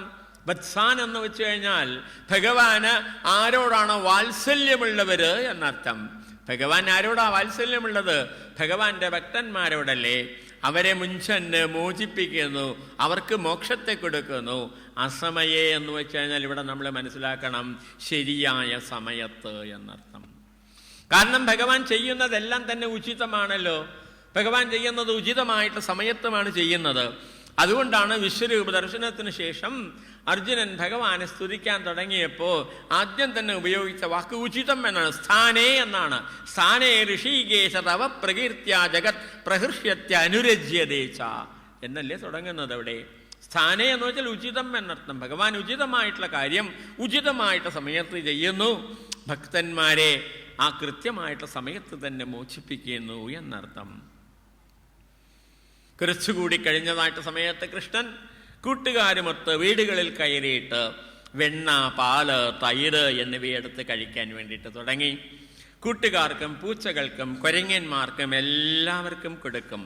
കൃഷ്ണൻ കുറച്ചേ ഉണ്ണുള്ളൂ, കൂടുതലും എന്താണ് മറ്റുള്ളവർക്ക് കൊടുക്കുകയാണ് ചെയ്യുക. ഭഗവാൻ നമ്മളോട് പറയണോ, എന്തും തന്നെ മറ്റുള്ളവരുമായിട്ട് പങ്കിട്ട് അനുഭവിക്കൂ, അതാണ് ആനന്ദം എന്ന് നമുക്ക് പറഞ്ഞു തരണു. ആ പങ്കിടാനുള്ളതായിട്ടുള്ള മനോഭാവം നമ്മിൽ വളർത്താൻ വേണ്ടിയിട്ടാണ് ഭഗവാൻ ഇവിടെ എല്ലാവർക്കും ഇങ്ങനെ കൊടുത്ത് നമുക്ക് കാണിച്ചു തന്നത്. ഷെയറിങ്, ആ ഷെയറിങ് മെന്റാലിറ്റി, അതാണ്. കർമ്മഫലം ഒറ്റയ്ക്ക് അനുഭവിക്കാനുള്ളതേ അല്ല. കർമ്മയോഗ രഹസ്യമൊക്കെ ഭഗവാൻ ഭഗവത്ഗീതയിൽ വളരെ മനോഹരമായിട്ട് നമുക്ക് പറഞ്ഞു തരുന്നുണ്ട്. വിശദമായിട്ട് അവിടെ പറഞ്ഞു തരുന്നുണ്ട്. അവിടെ ഒരു സ്ഥലത്ത് പറയണു, യോ ഭുങ്ക്തേ സ്ഥേനയേവ സഹ, ഒറ്റയ്ക്കുണ്ടെന്നവൻ കള്ളൻ തന്നെയാണ് എന്നാണ് അവിടെ പറഞ്ഞു തരുന്നത്. ഇപ്രകാരം ഭഗവാൻ ഓരോ വീട്ടിലും ചെന്നിട്ട് വെണ്ണയും തൈരും ഒക്കെ തന്നെ കഴിക്കുന്നു എന്ന് മാത്രമല്ല, ആ തൈർക്കലവും വെണ്ണ വെച്ചിരിക്കുന്ന പാത്രവും എല്ലാം തന്നെ ചിലപ്പോൾ തല്ലി ഉടയ്ക്കുകയും ചെയ്യും. അത്രേ ഗോപികമാര് ഇടയ്ക്കിടയ്ക്ക് യശോദാമ്മയുടെ അടുത്ത് വന്നിട്ട് പരിഭവം പറയും. പക്ഷെ ഉള്ളാലെ അവര് കൃഷ്ണനെ വളരെയധികം സ്നേഹിച്ചു. മാത്രമല്ല, ഇന്നവൻ എൻ്റെ വീട്ടിൽ വരണം, എൻ്റെ വീട്ടിൽ വരണം എന്ന് ഓരോ ഗോപികയും ഓരോ ദിവസവും വിചാരിച്ചു അത്രേ. പക്ഷേ അവർക്ക് അതിൽ പരിഭവം പറഞ്ഞു എന്നല്ലാണ്ട് അവർക്ക് ദുഃഖമോ ശോകമോ ഉണ്ടായില്ല. പെട്ടതിരിപ്പാടത് പറഞ്ഞു തരണോ, തവധധികൃതമോഷേ ഘോഷയോഷാജനാനം അഭജത ഹൃതിരോഷോ നാവകോശോ നശോകഃ. അങ്ങ് തൈരും നെയ്യൊക്കെ മോഷ്ടിച്ചതിൽ ഗോപികമാര് കോപിച്ചില്ല, ഗോപികമാര് ദുഃഖിച്ചുമില്ല. എന്റെ കാരണം ഭട്ടതിരിപ്പാട് തന്നെ പറഞ്ഞു തരണോ, ഹൃദയമഭിമുഷിത്വാ ഹർഷസിന്ധൗന്യഥാസ്തുവം. അല്ലയോ ഭഗവാനെ, അങ്ങ് എന്ത് ചെയ്തു? അവരുടെ ഹൃദയം കൂടി കവർന്നെടുത്തു. എന്നിട്ടോ ആ ഹർഷസിന്ധൗ, സന്തോഷമാകുന്നതായിട്ട് സമുദ്രത്തിൽ നിക്ഷേപിച്ച് കളഞ്ഞു. അതോടുകൂടിയിട്ട് അവർ സന്തോഷം മാത്രം അനുഭവിച്ചു. ദുഃഖമോ ശോകമോ ഒരു തരത്തിലുള്ള മറ്റ് വികാരങ്ങളും അവരുടെ ഉള്ളിലുണ്ടായില്ല എന്നവിടെ വിശദമായിട്ട് പറഞ്ഞു തന്നു. ആ ഭഗവാനെയാണ് നമ്മൾ എന്ത് ചെയ്യണത്? കള്ളൻ എന്ന് വിളിക്കുന്നത്, വെണ്ണക്കള്ളൻ എന്ന് പറയണു. ആരാണ് വാസ്തവത്തിൽ കള്ളൻ? നമ്മൾ ചിന്തിച്ചു നോക്കേണ്ടതാണ്. ഇവിടെ നമ്മൾക്കുള്ളതെല്ലാം തന്നെ എന്താണ്? ഭഗവാന്റെതല്ലേ. സൃഷ്ടി മുഴുവൻ തന്നെ ഭഗവാന്റെതല്ലേ. അതിനെ നമ്മൾ എന്ത് ചെയ്യണോ? എടുത്തു വെച്ചിട്ട് ഇത് എൻ്റേത് എൻ്റേത് എന്ന് പറയണതായിട്ട് സമയത്ത് വാസ്തവത്തിൽ ആരാണ് കള്ളന്മാര്? നമ്മൾ തന്നെയല്ലേ. എന്താണ് അതിൻ്റെ തത്വം? നമ്മൾ ആലോചിക്കേണ്ടിയിരിക്കണോ എന്ന് പറയാം. വെണ്ണ എന്താണ്? പാലിൻ്റെ സത്താണ്, സാരാംശമാണ്. ഭഗവാൻ ആരാണ്? സാരഗ്രാഹിയാണ്. ആ സാരഗ്രാഹിയായിരിക്കുന്ന ഭഗവാൻ എന്ത് ചെയ്യുന്നു? നാം ചെയ്യുന്നതായിട്ടുള്ള കർമ്മങ്ങളുടെയൊക്കെ തന്നെ സാരാംശം മാത്രം സ്വീകരിച്ചിട്ട് നമ്മളെ പരിശുദ്ധരാക്കുന്നു, നമ്മിലുള്ളതായിട്ടുള്ള ഭക്തിയെ വർദ്ധിപ്പിക്കുകയാണ് ചെയ്യുന്നത്. ഇനി നോക്കൂ വേറൊരു കാര്യം. ഗോപികമാര് ഇതെല്ലാം തന്നെ എന്തിനു ചെയ്തു? കൃഷ്ണന് വേണ്ടിയിട്ടാണ്, കൃഷ്ണസ്മരണയോട് കൂടിയിട്ടാണ് ചെയ്തത്. ഗോപികമാര് പാല് കറക്കണതായിട്ട് സമയത്ത് ആ പശുവിന്റെ അകിട്ടിലെ പിടിച്ച് വലിക്കുമ്പോൾ കൃഷ്ണ കൃഷ്ണ കൃഷ്ണ കൃഷ്ണ എന്ന് പറഞ്ഞുകൊണ്ടാണ് പാല് കറന്നത്. അത് അടുപ്പിൽ വെച്ചിട്ട് തിളയ്ക്കുമ്പോഴും കൃഷ്ണ കൃഷ്ണ കൃഷ്ണ കൃഷ്ണ എന്ന് പറഞ്ഞുകൊണ്ടിരണു. അത് പൊന്തി വരുമ്പോൾ കൃഷ്ണ എന്ന് പറഞ്ഞിട്ട് അതിനെ ഇറക്കി വെച്ചു. അതില് തൈര് ഉറയൊഴിക്കുന്നതായിട്ട് സമയത്തും കൃഷ്ണ എന്ന് പറഞ്ഞു. പിറ്റേ ദിവസം ആ തൈര് എടുത്തിട്ട് അത് കടയാൻ വേണ്ടി കൊണ്ടുവന്നു. ആ കടയുന്നതായിട്ടുള്ള ആ കയറെടുത്തിട്ട് വലിക്കുന്നതായിട്ട് സമയത്ത് എന്ത് പറഞ്ഞു? കൃഷ്ണ കൃഷ്ണ കൃഷ്ണ കൃഷ്ണ എന്നാണ് പറഞ്ഞത്. എപ്പോഴും കൃഷ്ണസ്മരണയോട് കൂടിയിട്ട് കൃഷ്ണന് വേണ്ടിയിട്ട് അവരെല്ലാവരും ചെയ്തു. പക്ഷെ അതിൻ്റെ സാരമായിട്ടുള്ള വെണ്ണ കിട്ടിയപ്പോഴോ അവരത് കൃഷ്ണന് കൊടുത്തില്ല. നേരെ വെച്ചിട്ട് അവരത് സൂക്ഷിച്ചു വെച്ചു. നമ്മളതുപോലെയല്ലേ എന്ന് ആലോചിക്കണം. നമ്മൾ കർമ്മം ചെയ്യുന്നു, കർമ്മം ചെയ്യുന്നതിന് കാരണമായിരിക്കുന്നത് ഭഗവാനാണല്ലോ. ഭഗവാന്റേതായിട്ടുള്ള ചൈതന്യം ശക്തിയില്ല എന്നുണ്ടെങ്കിൽ നമുക്ക് എന്ത് കർമ്മമാണ് ചെയ്യാൻ സാധിക്കുക? ആ കർമ്മം ചെയ്തതിന് ശേഷം നമ്മളെങ്കിലും സ്വാർത്ഥ ബുദ്ധിയോട് കൂടിയിട്ട് കർമ്മഫലത്തെ ഞാൻ എനിക്ക് എന്നുള്ള ഭാവത്തോട് കൂടിയിട്ട് അനുഭവിച്ചു കൊണ്ടിരിക്കുകയല്ലേ ചെയ്യുന്നത്. അതോടുകൂടിയിട്ട് എന്തുണ്ട്? കർമ്മം വീണ്ടും വീണ്ടും അനുഭവിക്കണം എന്നുള്ളതായിട്ടുള്ള കർമ്മഫലം വീണ്ടും വീണ്ടും അനുഭവിക്കണം എന്നുള്ള കർമ്മഭോഗവാസനകൾ വർദ്ധിക്കുകയല്ലേ ചെയ്യുന്നത്. അത് നമ്മുടെ ഉള്ളിൽ വാസന സഞ്ചയമായിട്ട് തീർന്നിരിക്കുന്നു. അവ ത്യജിക്കാൻ നമ്മൾ തയ്യാറാവുന്നില്ല. ഭഗവാൻ പറയുന്നു, നീ സഞ്ചയിച്ചു വെച്ചതെല്ലാം തന്നെ വാസനകള്, ആ വാസനകളെ എനിക്ക് തരൂ. എനിക്ക് തന്നില്ലെങ്കിൽ ഞാൻ കവർന്നെടുക്കും എന്ന് ഭഗവാൻ പറയുന്നു. അത് കവർന്നെടുത്തു കഴിഞ്ഞാലേ നമ്മുടെ അന്ധക്കരണ ശുദ്ധി നമുക്ക് നേടാൻ വേണ്ടിയിട്ട് സാധിക്കുള്ളൂ. ഇപ്രകാരം നമ്മളെ പരിശുദ്ധരാക്കുന്നതായിട്ടുള്ള ഭഗവാനെ അല്ലേ നാം സ്നേഹിക്കേണ്ടത്? ആ ഭഗവാനെ അല്ലേ നമ്മൾ ഭക്തിപൂർവ്വം ഉപാസിക്കേണ്ടത്? ഇനിയോ ഭഗവാൻ എന്ത് ചെയ്തു? ആ ഗോകുലത്തില് ഒരു മോഷണ സംഘമുണ്ടാക്കി എന്നാണ്. ആ മോഷണ സംഘത്തില് എല്ലാ വീട്ടിലുള്ളതായിട്ടുള്ള കുട്ടികളും ഉണ്ടായിരുന്നു. അതിൻ്റെ നേതാവായിരുന്നു കൃഷ്ണൻ. മോഷണം അവർ പ്ലാൻ ചെയ്യും. പ്ലാൻ ചെയ്യുന്നതായിട്ട് സമയത്ത് ഓരോ കുട്ടിയും എന്ത് പറയും? ഇന്ന് എൻ്റെ വീട്ടിലേക്ക് പോകാം, ഇന്ന് എൻ്റെ വീട്ടിലേക്ക് പോകാം എന്ന് പറയൂ. ഒത്തിരി ഇപ്രകാരം അവനവൻ്റെ വീട്ടിൽ ചെന്നിട്ട് കൂട്ടുകാരുമൊത്തിട്ട് ആ വെണ്ണയുണ്ണുന്നത് എങ്ങനെയാണ് മോഷണമായിട്ട് തീരുക?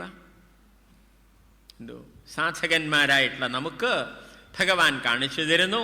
കർമ്മഫലം നീ ചെയ്യുന്നതായിട്ടുള്ള കർമ്മങ്ങളെ എന്നെ സ്മരിച്ചുകൊണ്ട് ചെയ്യൂ. ആ കർമ്മഫലം വരുന്നതായിട്ട് സമയത്ത് എല്ലാവരുമായിട്ട് പങ്കിട്ട് അനുഭവിക്കൂ. ശ്രദ്ധയോട് കൂടിയിട്ട് എന്നെ ഉപാസിക്കൂ. അങ്ങനെയാണെന്നുണ്ടെങ്കിൽ വാസന സഞ്ചയങ്ങളെ ഞാൻ കവർന്നെടുത്തു കൊള്ളാമെന്നാണ് പറഞ്ഞത്. ഇപ്രകാരം ഭഗവാന്റെ ലീലകൾ എങ്ങനെ മുന്നോട്ട് പോയിക്കൊണ്ടിരിക്കുകയാണ്. അപ്പോഴാണ് 8-ാമത്തെ അധ്യായത്തിൽ 32-ാമത്തെ ശ്ലോകത്തിൽ പറയണു, ഏകദാ ക്രീഡമാനാസ്തേ രാമാദ്യ ഗോപതാരകാഹ കൃഷ്ണോ മൃതം ഭക്ഷിതവാൻ ഇത് മാത്രേ ന്യവേദയെന്ന്. ഒരിക്കൽ കുട്ടികളെല്ലാം കൂടി അവിടെ കളിച്ചുകൊണ്ടിരിക്കുമ്പോൾ ഗോപക്കുട്ടികള് അത് കുട്ടികളുടെ കൂടെ ബലരാമനാകുന്ന ജ്യേഷ്ഠനുമുണ്ട്. അവരെല്ലാവരും ഇതാ കൃഷ്ണൻ മണ്ണ് തിന്നിരിക്കണു എന്ന് അമ്മയെ അറിയിച്ചു അത്രേ. യശോദാമ്മയ്ക്ക് ഭയമായി. ഉണ്ണി മണ്ണ് തിന്നിരിക്കണു, അവൻ ദീനം പിടിച്ചാലോ? ഒരുപാട് ശകാരിച്ചു അവനെ. എന്നിട്ട് ചോദിക്കുന്നു അവിടെ 34-ാമത്തെ ശ്ലോകത്തില്, കസ്മാത് മൃതമദാന്താത്മൻ ഭവാൻ ഭക്ഷിതവാൻ രഹഃ വദന്തി താവകാഹ്യേരേ കുമാരാസ്തേഗ്രജോപ്യയം. അദാന്താത്മൻ എന്നാണ് അവിടെ ഉണ്ണിയെ വിളിച്ചത്. എന്നിട്ട് പറഞ്ഞു, നീ എന്തിനാണ് ആരും കാണാതെ മണ്ണ് തിന്നത്? നിന്റെ ചങ്ങാതിമാരും നിന്റെ ജ്യേഷ്ഠനും ഇതാ പറയുന്നുവല്ലോ. അവിടെ യശോദാമാതാവ് ഉപയോഗിച്ചിരിക്കുന്നതായിട്ടുള്ള വാക്കുകൾ വളരെ പ്രധാനപ്പെട്ടതായിട്ടുള്ള വാക്കുകളാണ്. അവിടെ ഉണ്ണിയെ ശകാരിച്ചു എന്നല്ല, വാസ്തവത്തിൽ യാഥാർത്ഥ്യം അവിടെ അമ്മ പറയുകയാണ് ചെയ്തത്. അദാന്താത്മൻ എന്നാണ് ഉണ്ണിയെ വിളിച്ചത്. അദാന്താത്മൻ എന്ന അർത്ഥം അടക്കമില്ലാത്തവൻ എന്നർത്ഥം. എല്ലാം തന്നിൽ അടക്കിയിരിക്കുന്നതായിട്ടുള്ള ഭഗവാൻ. ആ ഭഗവാനെ ആരാണ് അടക്കാനുള്ളത്? ആരുമേ ഇല്ലല്ലോ. ഇനിയോ എന്ത് ചോദിച്ചു അവിടെ? കസ്മാത് ഭവാൻ മൃതം രഹഃ ഭക്ഷിതവാൻ. ആരും കാണാതെ നീ എന്തെന്ന് മണ്ണ് തിന്നു എന്നല്ലേ ആ ചോദ്യം നേരിട്ടർത്ഥം വരുന്നത്. മണ്ണെന്താണ്? ഭൂമിയാണ്, മൃത്ത്. ആ മൃത്ത് എന്ന് മാത്രമല്ല സകലമാന ചരാചരങ്ങളെയും രഹസ്യത്തില് ആരുമില്ലാത്തപ്പോൾ താൻ മാത്രമായിരിക്കുന്നതായിട്ട് സമയത്ത് ഭഗവാൻ തിന്നുന്നു, തൻ്റെ കുക്ഷിയിൽ ഒതുക്കുന്നു. അതല്ലേ പ്രളയം എന്ന് പറയുന്നത്. അപ്പോൾ യശോദാ മാതാവ് അവിടെ ശകാര രൂപത്തിൽ പറഞ്ഞത് ശകാരം മാത്രമല്ല, യാഥാർത്ഥ്യം അവിടെ നമുക്ക് പറഞ്ഞു തരികയാണ് ചെയ്യുന്നത്. ഭഗവാന്റെ ഉത്തരവും അതുമാതിരി തന്നെ യാഥാർത്ഥ്യമാണ്. 35-ാം ശ്ലോകത്തിൽ പറഞ്ഞു, നാഹം ഭക്ഷിതവാനംബ സർവേ മിഥ്യാവിശംസിതഃ യദി സത്യഗിരസ്തർഹി സമക്ഷം പശ്യമേ മുഖം. എന്താണ് വാക്കിന്റെ അർത്ഥം അവിടെ? ഞാൻ മണ്ണ് തിന്നില്ലമ്മേ. എല്ലാവരും ഇല്ലാത്തതാണ് പറയുന്നത്. സത്യവാക്കോട് കൂടിയവരാണ് അവര് എന്ന് അമ്മ വിചാരിക്കുന്നുവെങ്കിൽ അവരുടെ മുന്നിൽ വെച്ചിട്ട് എൻ്റെ മുഖം നോക്കൂ എന്ന് പറഞ്ഞു അത്രേ. യഥാർത്ഥം അത് തന്നെയല്ലേ? കാരണം ആരാണ് ഭഗവാൻ? നിർവികാരമായിരിക്കുന്ന പരബ്രഹ്മ വസ്തുവല്ലേ? ആ പരബ്രഹ്മ വസ്തുവിൽ നിന്ന് മന്യമായിട്ട് ഏതെന്നാണുള്ളത്? ഒന്നുമില്ലല്ലോ. തന്നിൽ നിന്ന് ഒന്നുമായിട്ട് ഒന്നുമില്ല എന്നുണ്ടെങ്കിൽ ആര് എന്ത് തിന്നാനാണ്? അവിടെയും യഥാർത്ഥമാണ് ഭഗവാൻ പറഞ്ഞത്. ഇതൊക്കെ തന്നെ വളരെ മനോഹരമായിട്ട് പൂന്താനം തിരുമേനി നമുക്ക് ശ്രീകൃഷ്ണ കർണാമൃതത്തിൽ ഒരു ശ്ലോകത്തിൽ പറഞ്ഞു തരണു. അമ്മേ ഞാൻ മണ്ണു തിന്നീലതു മനസ്സി നിനക്കില്ല വിശ്വാസമെങ്കിൽ ചെമ്മേ കാണുന്നുമല്ലേ ചെറിയ പവിഴവായി കാട്ടിയമ്മയ്ക്കൊരു നാൾ. അന്നേരം വിശ്വമെല്ലാം അതിലനവധി കണ്ടമ്മ മോഹിക്കുമപ്പോൾ അമ്മേ അമ്മിഞ്ഞ നൽകുന്നൊരു നിപുണത ഞാൻ കണ്ടിതാവൂ. ആ കൊച്ചു വായ്ക്കുള്ളില് യശോദാമ്മ വിശ്വം മുഴുവൻ കണ്ടു എന്നാണ്. ഗോകുലവും കണ്ടു, ഗോകുലത്തിൽ തൻ്റെ മുറ്റവും കണ്ടു, തന്നെയും കണ്ടു, തൻ്റെ മുന്നിൽ വാപൊളിച്ചു നിൽക്കുന്നതായിട്ടുള്ള കൃഷ്ണനെയും കണ്ടു. അമ്മയ്ക്കാകെ ശങ്കയായി എന്ന് പറയാം. ഇതെന്താ ഞാൻ കാണുന്നത്? സ്വപ്നമാണോ? മായയാണോ? ബുദ്ധി എൻ്റേത് ഭ്രമിച്ചു പോയോ? ഈ കുട്ടിയുടെ ജന്മസിദ്ധമായിട്ടുള്ള കഴിവാണോ ഇത്? അല്ല, ഇവൻ ഈശ്വരൻ തന്നെയാണോ? ഈശ്വരനാണെങ്കിൽ ഞാൻ അവൻ്റെ പാദങ്ങളിൽ നമസ്കരിക്കേണ്ടതല്ലേ? ഇങ്ങനെ ശങ്കിച്ചു നിന്നു അത്രേ അമ്മ. ഇപ്രകാരം ശങ്കിച്ചു നിൽക്കുന്നതായിട്ടുള്ള അമ്മയിൽ പുത്രസ്നേഹം എന്നുള്ളതായിട്ടുള്ള മായയെ ഭഗവാൻ പ്രവേശിപ്പിച്ചു എന്നാണ്. വൈഷ്ണവീം വ്യതനോദ്മായാം പുത്രസ്നേഹമയീം എന്നവിടെ പറഞ്ഞു തരണു. അതോടുകൂടിയിട്ട് എന്തുണ്ട്? ആ യശോദാമ്മയ്ക്ക് ഇവൻ എൻ്റെ പുത്രൻ, ഇവൻ എൻ്റെ മകൻ എന്ന അറിവ് മാത്രം അവിടെ ബാക്കിയായി. മറ്റുള്ളതൊക്കെ ആ അമ്മ പെട്ടെന്ന് അങ്ങോട്ട് മറന്നുപോയി. സാധകന്മാരോട് ഭഗവാൻ പറഞ്ഞു തരണു, ധ്യാനാവസ്ഥയിൽ സാധകന്മാർക്ക് ഈ യശോദയെപ്പോലെ എന്തെന്ന് തീരുമാനിക്കാൻ പറ്റാത്തതായിട്ടുള്ള അനുഭവങ്ങൾ ഉണ്ടാവും. അത് എന്താണെന്ന് തിരിച്ചറിയാൻ പറ്റില്ല നമുക്ക്. അങ്ങനെയുള്ളതായിട്ടുള്ള അനുഭവങ്ങൾ വരുന്നതായിട്ട് സമയത്ത് എന്ത് വേണം? അതിനെ ഭഗവാന്റെ ദർശനമാക്കിയിട്ട് മനസ്സിലാക്കൂ എന്ന് ഭഗവാൻ സാധകന്മാരായിട്ടുള്ള നമ്മളോട് പറഞ്ഞു തരണു. ഇനി ഭഗവാൻ മണ്ണ് തിന്നു എന്ന് തന്നെ വെക്കുകയാണെന്നുണ്ടെങ്കിൽ ഭഗവാൻ എന്തിന് മണ്ണ് തിന്നു? അതിന് വ്യാഖ്യാതാക്കൾ പലതരത്തിലായിട്ടുള്ള വ്യാഖ്യാനങ്ങൾ പറഞ്ഞു തരണു. ഒന്ന്, മണ്ണ് എന്താണ്? രജസ്, പൊടി, രജസ്സാണത്. ഭഗവാൻ വിചാരിച്ചു ഒരുപാട് അസുരന്മാരെ കൊല്ലേണ്ടിയിരിക്കണു എനിക്ക്, അതിനെന്ത് വേണം? രജോ ഗുണം വേണം, കുറേശ്ശെ രജസ് ഞാൻ കഴിച്ചേക്കാമെന്ന്. ഇനിയോ ഭഗവാൻ വിചാരിച്ചു അത്ര എൻ്റെ പാദധൂളി അത് എല്ലാവരും പ്രകീർത്തിക്കുന്നുണ്ടല്ലോ, അതിൻ്റെ സ്വാദ് ഞാനും ഒന്ന് നോക്കട്ടെ എന്ന് കുറേശ്ശെ എടുത്ത് കഴിച്ചു എന്നാണ്. ഇനി ഭഗവാന്റെ കുക്ഷിയിലിരിക്കുന്നതായിട്ട് ജീവജാലങ്ങൾ വിചാരിച്ചു വൃജത്തിലുള്ളതായിട്ടുള്ള മണ്ണ് ഭഗവാന്റെ പാദധൂളി അത് നമുക്ക് എങ്ങനെയാ കിട്ടുക എന്ന് വിചാരിച്ചു അത്രേ. ഭഗവാൻ അവരെ ആശ്വസിപ്പിച്ചു, ഞാൻ തരാമെന്ന് കുറേശ്ശെ എടുത്ത് കഴിച്ചു അത്രേ. ഇനി മണ്ണ് എന്തിനെയാ കാണിക്കുന്നത്? ഭൂമിയെയാണ് കാണിക്കുന്നത്. ഭൂമിയുടെ പ്രത്യേകത എന്താണ്? ക്ഷമയാണ്. എത്രയോ അസുരന്മാരിതാ എൻ്റെ നേരിൽ വരാൻ പോകുന്നു. അവരെയൊക്കെ എന്നോട് പലതരത്തിലുള്ളതായിട്ടുള്ള ദേഷ്യം പിടിപ്പിക്കുന്നതായിട്ടുള്ള വാക്കുകളൊക്കെ തന്നെ പറയും. അവരോട് ഒരിക്കലും തന്നെ ഞാൻ ദേഷ്യപ്പെടരുത്, അവരോട് ക്ഷമയോടുകൂടിയിരിക്കണം. അതുകൊണ്ട് കുറേശ്ശെ ക്ഷമ ഞാൻ ഉണ്ണട്ടെ എന്ന് വിചാരിച്ചു അത്രേ. ഇനി ഒരു കുസൃതി ചോദ്യമുണ്ട്, കുസൃതി ഉത്തരവുമുണ്ട്. കുസൃതി ചോദ്യം ചോദിച്ചു, ഭഗവാൻ എന്തിനാ മണ്ണ് തിന്നത് എന്ന്. അതിന് കുസൃതി ഉത്തരം എന്താണ്? ഒരുപാട് വെണ്ണ തിന്നുവല്ലോ ഭഗവാൻ, അകത്ത് മുഴുവൻ വെണ്ണ എന്തുണ്ടാവും? മെഴുക്കുണ്ടാവും. ആ മെഴുക്ക് പോട്ടേ എന്ന് വെച്ചിട്ട് മണ്ണെടുത്തു. ഇതൊക്കെ എന്തിനു വേണ്ടിയിട്ട് പറഞ്ഞു തരണോ? ഇതൊക്കെ നമ്മില്, നമ്മുടെ ഹൃദയത്തിൽ ഭക്തിഭാവം വളർത്താൻ വേണ്ടിയിട്ടാണ്. ഭഗവാന്റെ ലീലാവിലാസ രസ ആസ്വാദനത്തിന് വേണ്ടിയിട്ട്. ആ ലീലാവിലാസങ്ങളുടെ രസം നമ്മൾ ആസ്വദിക്കണം. അതിനു വേണ്ടിയിട്ടാണ് ഇതൊക്കെ തന്നെ നമുക്ക് പറഞ്ഞു തരുന്നത്. പിന്നീട് ഒരിക്കൽ യശോദാ മാതാവ് തൈര് കടഞ്ഞുകൊണ്ടിരിക്കുകയാണ്. തൈര് കടഞ്ഞുകൊണ്ടിരിക്കുന്നതായിട്ട് സമയത്ത് അത് തടഞ്ഞിട്ട് ഭഗവാൻ എന്ത് ചെയ്തു? ആ അമ്മയുടെ മടിയിൽ കയറിയിട്ട് മുല കുടിക്കാൻ വേണ്ടിയിട്ട് തുടങ്ങി. ഇപ്രകാരം മുല കുടിച്ചുകൊണ്ടിരിക്കുന്നതായിട്ടുള്ള ഭഗവാനെ തള്ളി മാറ്റി അമ്മ പകുതി ഇങ്ങനെ കുടിച്ചുകൊണ്ടിരിക്കുന്നതായിട്ട് സമയത്ത്, കാരണം എന്താണെന്ന് വെച്ചാൽ അടുപ്പില് പാലങ്ങട്ട് തിളച്ചു മറിയുന്നു. അതെടുക്കാൻ വേണ്ടിയിട്ട് പോയി. നോക്കൂ എന്താ ചെയ്തത്? ഭഗവാനെ ഉപേക്ഷിച്ചു. എന്തിനു വേണ്ടിയിട്ട്? വിഷയവസ്തുക്കൾക്ക് വേണ്ടിയിട്ട് എന്നർത്ഥം. നമ്മളും അതല്ലേ ചെയ്യുന്നത്? ഭഗവാനെ ഉപേക്ഷിച്ചിരിക്കുന്നു, വിഷയവസ്തുക്കളുടെ പിന്നാലെ പോയിരിക്കുന്നു. രാമകൃഷ്ണ പരമഹംസർ അതാ പറഞ്ഞത്, ഞാനല്ല ത്യാഗി, നിങ്ങളൊക്കെയാണ് ത്യാഗി എന്ന് പറഞ്ഞു. കാരണം കാര്യപ്പെട്ട ഭഗവാനെ നിങ്ങൾ ത്യജിച്ചിരിക്കുന്നു, തുച്ഛമായിട്ടുള്ള വിഷയങ്ങളുടെ കൂടെ പോകുന്നു. ഞാനാകട്ടെ തുച്ഛമായിട്ടുള്ള വിഷയങ്ങളെ മാത്രമേ ഞാൻ ത്യജിച്ചിട്ടുള്ളൂ, ഭഗവാന്റെ കൂടെ ഞാൻ ഇരിക്കണു. അപ്പം ആരാണ് ത്യാഗി എന്ന് ചോദിച്ചു. ഇവിടെ യശോദാമ്മ എന്ത് ചെയ്തു? ഭഗവാനെ വിട്ടിട്ട് വിഷയങ്ങളുടെ പിന്നാലെ പോയി എന്നാണ്. പകുതി പാനം ചെയ്തിരിക്കുന്ന പാലിൻ്റെതായിട്ടുള്ള രുചിക്ക് ഭംഗം വന്നതായിട്ട് സമയത്ത് ഭഗവാൻ എന്ത് ദേഷ്യപ്പെട്ടു അവിടെ. എന്നിട്ട് തൈർക്കലം അങ്ങോട്ട് തല്ലി ഉടച്ചു. കുറച്ചു കഴിഞ്ഞപ്പോൾ യശോദാമ്മ തിരിച്ചു വന്നപ്പോൾ കാണുന്ന കാഴ്ച എന്താണ്? തൈര് പോയിരിക്കണോ, മാത്രമല്ല കലം പൊട്ടിപ്പോയിരിക്കണോ. ആ തൈര് മുഴുവൻ തന്നെ മുറിയിൽ മുഴുവൻ തന്നെ വ്യാപിച്ചിരിക്കുന്നു. വല്ലാണ്ട സങ്കടം വന്നു അമ്മയ്ക്ക്. ഉണ്ണി എവിടെയാന്ന് തെരഞ്ഞു നോക്കി. ഉണ്ണിയെ അടുത്തൊന്നും കണ്ടില്ല. നല്ലവണ്ണം തിരഞ്ഞു നോക്കിയപ്പോഴാണ് കണ്ടത് പുറത്തവിടെ ഉരലില് കുറച്ച് വെണ്ണയെടുത്ത് വെച്ചിരിക്കണു. അത് കുരങ്ങന്മാർക്കും പൂച്ചകൾക്കൊക്കെ കൊടുത്തുകൊണ്ട് നിൽക്കുകയാണ് കൃഷ്ണൻ. ഓടിച്ചെന്നു അമ്മ അവനെ പിടിക്കാൻ വേണ്ടിയിട്ട്. ഇത് കണ്ടതോട് കൂടിയിട്ട് ഉണ്ണിയും അങ്ങോട്ട് ഓടാൻ തുടങ്ങി. ഉണ്ണി പലയിടത്തും ഇങ്ങനെ ഓടി. അമ്മ പിന്നാലെ ഓടി ഓടി തളർന്നു. ഇപ്രകാരം തളർന്ന അമ്മയെ കണ്ടപ്പോൾ ഭഗവാൻ അവിടെ പിടികൊടുത്തു എന്നാണ്. അവനെ പിടിച്ചു. എന്നിട്ട് ഉരലിൽ കെട്ടാൻ വേണ്ടിയിട്ട് നോക്കി അമ്മ. കെട്ടാൻ നോക്കിയപ്പോഴോ ഒരു കയറെടുത്തു. കയറെടുത്ത് നോക്കിയപ്പോൾ 2 അങ്കുലത്തിന്റെ കുറവ്. ദ്വ്യങ്കുലോനം. വീണ്ടും വേറൊരു കഷ്ണം കയറെടുത്തു, അത് ചേർത്തു. എന്നിട്ട് നോക്കിയപ്പോഴും 2 അങ്കുലത്തിന്റെ കുറവ്.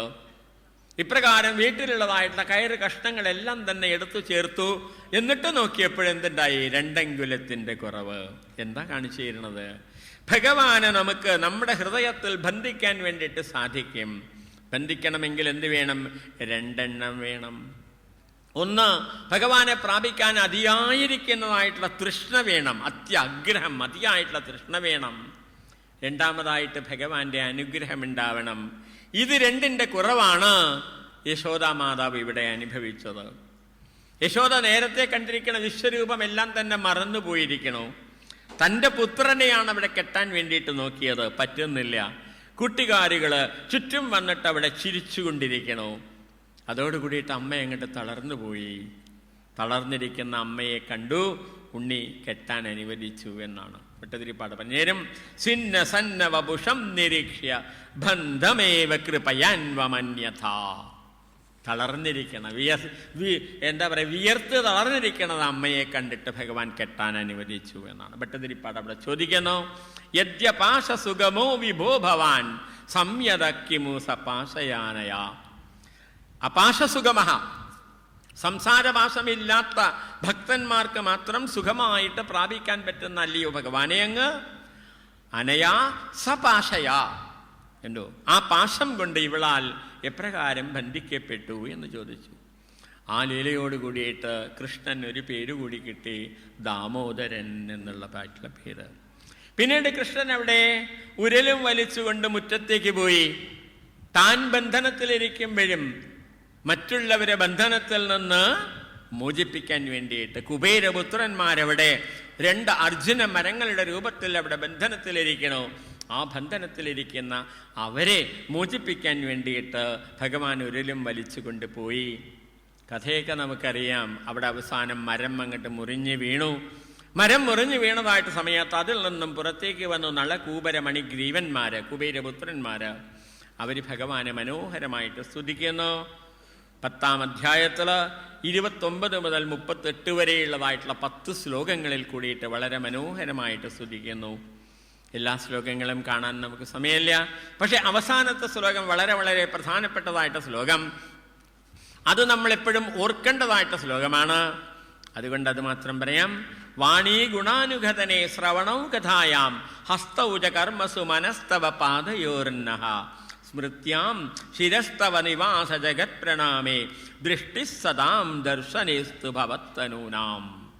നഹാവാണി, അവർ രണ്ടുപേരും പറയണു, ഞങ്ങളുടേതായിട്ടുള്ള വാക്ക് ഗുണ അനുഗതനെ, ഭഗവാനെ അങ്ങയുടേതായിട്ടുള്ള ഗുണങ്ങളെ വീണ്ടും വീണ്ടും വീണ്ടും വീണ്ടും കഥിക്കുമാറാകട്ടെ, പറയുമാറാകട്ടെ.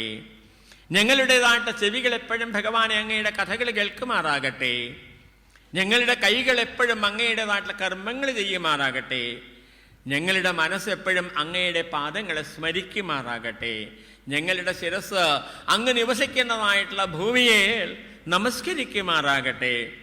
ഞങ്ങളുടെ കണ്ണുകളാകട്ടെ അങ്ങയുടെ തന്നെ ശരീരമായിരിക്കുന്നതായിട്ടുള്ള സദാം സത്തുക്കളെ എപ്പോഴും ദർശിക്കാനിടയാകട്ടെ എന്ന് വളരെ മനോഹരമായിട്ട് നമ്മുടെ എല്ലാ ഇന്ദ്രിയങ്ങളെയും ഭഗവാനിലേക്ക് ഭഗവൻ മുഖമാക്കാൻ വേണ്ടിയിട്ട് നമ്മളോട് പറഞ്ഞു തരുന്നതായിട്ടുള്ള മനോഹരമായിട്ടുള്ള ശ്ലോകം.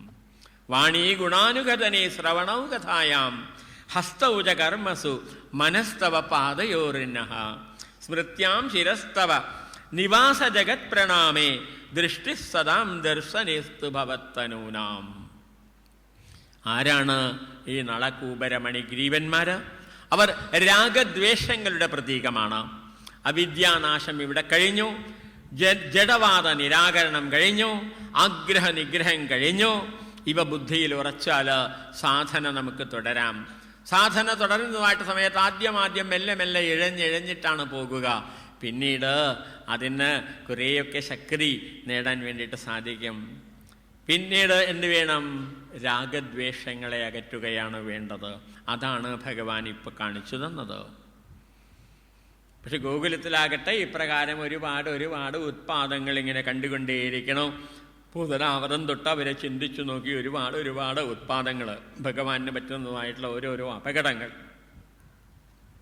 അതോട് കൂടിയിട്ട് ഗോപാലന്മാരെല്ലാവരും ഗോകുലം വിട്ടിട്ട് വൃന്ദാവനത്തിലേക്ക് പോകാൻ വേണ്ടിയിട്ട് പുറപ്പെട്ടു പോയി എന്നാണ്. വൃന്ദാവനത്തിലെത്തിയതായിട്ടുള്ള ഭഗവാൻ പശുക്കുട്ടികളെ മേയ്ക്കാൻ വേണ്ടിയിട്ട് തുടങ്ങി. പശുക്കുട്ടിയുടെ രൂപത്തിൽ വന്ന വത്സാസുരനെ കൊന്നു എന്നാണ്. ആരാണവൻ? മമതയുടെ പ്രതീകം, എൻ്റെ എന്ന ഭാവത്തിൻ്റെ പ്രതീകമായിരുന്നു അവൻ. വീണ്ടും വന്നു വേറൊരു അസുരൻ. വെള്ളം കുടിക്കാൻ വേണ്ടിയിട്ട് ഗോപക്കുട്ടികളോടും പശുക്കളോടുമൊപ്പം നദിയിലിറങ്ങിയതായിട്ടുള്ള കൃഷ്ണന്റെ നേരെ ഒരു കൊറ്റിയുടെ ആകൃതിയിൽ, കൊറ്റിയുടെ രൂപത്തിൽ ബകാസുരൻ അവിടെ വന്നു. ഭഗവാൻ അവൻ്റെ കൊക്ക് പിളർന്ന് അവനെ കൊന്നു. അവനാരാണ്? നമ്മുടെ ഉള്ളിലിരിക്കുന്നതായിട്ടുള്ള ദമ്പമാണ്. അവനാണ് ബകാസുരൻ. അവനാരാണ്? പൂതനയുടെ സഹോദരനാണ്. പൂതനയ്ക്ക് വേറെ ഒരു സഹോദരനുണ്ട്. അവൻ്റെ പേര് അഘാസുരൻ എന്നാണ്. പൂതന അവിദ്യയാണ് എന്ന് പറഞ്ഞു. ദമ്പമാണ് നേരത്തെ കണ്ട ബകാസുരൻ എന്ന് പറഞ്ഞു. അപ്പൊ ദമ്പത്തിൻ്റെയും അവിദ്യയുടെയും സഹോദരൻ ആരായിരിക്കണം? സംശയം എന്താ? പാപം തന്നെ. ആ പാപമാണ് അഘാസുരനായിട്ട് വന്നു എന്നാണ്. കണ്ടു? അവിടെ അഘാസുരൻ എങ്ങനെയാ വന്നത്? ഒരു പാമ്പിന്റെ രൂപത്തിലാണ് വന്നത്. അവൻ വാ പൊളിച്ചിട്ട് കുട്ടികൾ കളിക്കുന്നതായിട്ട് സ്ഥലത്ത് അവിടെ നിന്നു. ആ കുട്ടികൾ കളിക്കുന്നതായിട്ട് സമയത്ത് ഇവർ വിചാരിച്ചു, ഇതുവരെ നമ്മൾ കാണാത്തതായിട്ടുള്ള ഒരു ഗുഹയുണ്ടല്ലോ ഇവിടെ, ഇന്ന് നമുക്ക് ആ ഗുഹയിൽ പോയിട്ട് കളിക്കാമെന്ന് പറഞ്ഞു. അത്രേ കുട്ടികൾ അവൻ്റെ വായിലേക്ക് അങ്ങോട്ട് കടന്നു. ഭഗവാൻ അത് കണ്ടു. ഭഗവാനും എന്ത് ചെയ്തു? അവരെ രക്ഷിക്കാൻ വേണ്ടിയിട്ട് ആ വായക്കുള്ളിലേക്ക് കടന്നു. അപ്പോഴാണ് അഘാസുരൻ വായ മൂടിയത്. ആ വായ മൂടിയതായിട്ട് സമയത്ത് ഭഗവാൻ എന്ത് ചെയ്തു? അകത്ത് നിന്നിട്ട് തൻ്റെ ശരീരം അങ്ങോട്ട് വലുതാക്കി. ആ ശരീരം വലുതാക്കിയിട്ട് അവനെ ശ്വാസം മുട്ടിച്ച് കൊന്നു എന്നാണ്. എന്നിട്ടോ ആ അഘാസുരൻ്റെതായിട്ടുള്ള പാമ്പിൻ്റെതായിട്ടുള്ള കഴുത്ത് കീറിയിട്ട് ആദ്യമായിട്ട് കുട്ടികളെയെല്ലാം തന്നെ പുറത്തിറക്കി ഭഗവാൻ. എന്നിട്ട് അവസാനമായിട്ട് താനും പുറത്തേക്ക് വന്നു. അഘാസുരൻ്റെ ജീവനാകട്ടെ എന്ത് ചെയ്തു? ഭഗവാൻ പുറത്ത് വരുന്നത് വരെ അവിടെ പുറത്ത് കാത്തുനിന്നു. പിന്നീട് ആ ജീവൻ ആ ഭഗവാന്റെ ശരീരത്തിൽ അങ്ങോട്ട് പ്രവേശിച്ചു എന്നാണ് പറയുന്ന അവിടെ ശ്ലോകത്തില്. അഹിഭോഗോത്തിതം അദ്ഭുതം മഹജ്യോതി ഈശ നിർഗമം പ്രതീക്ഷ തസ്മിൻ വിവേശ.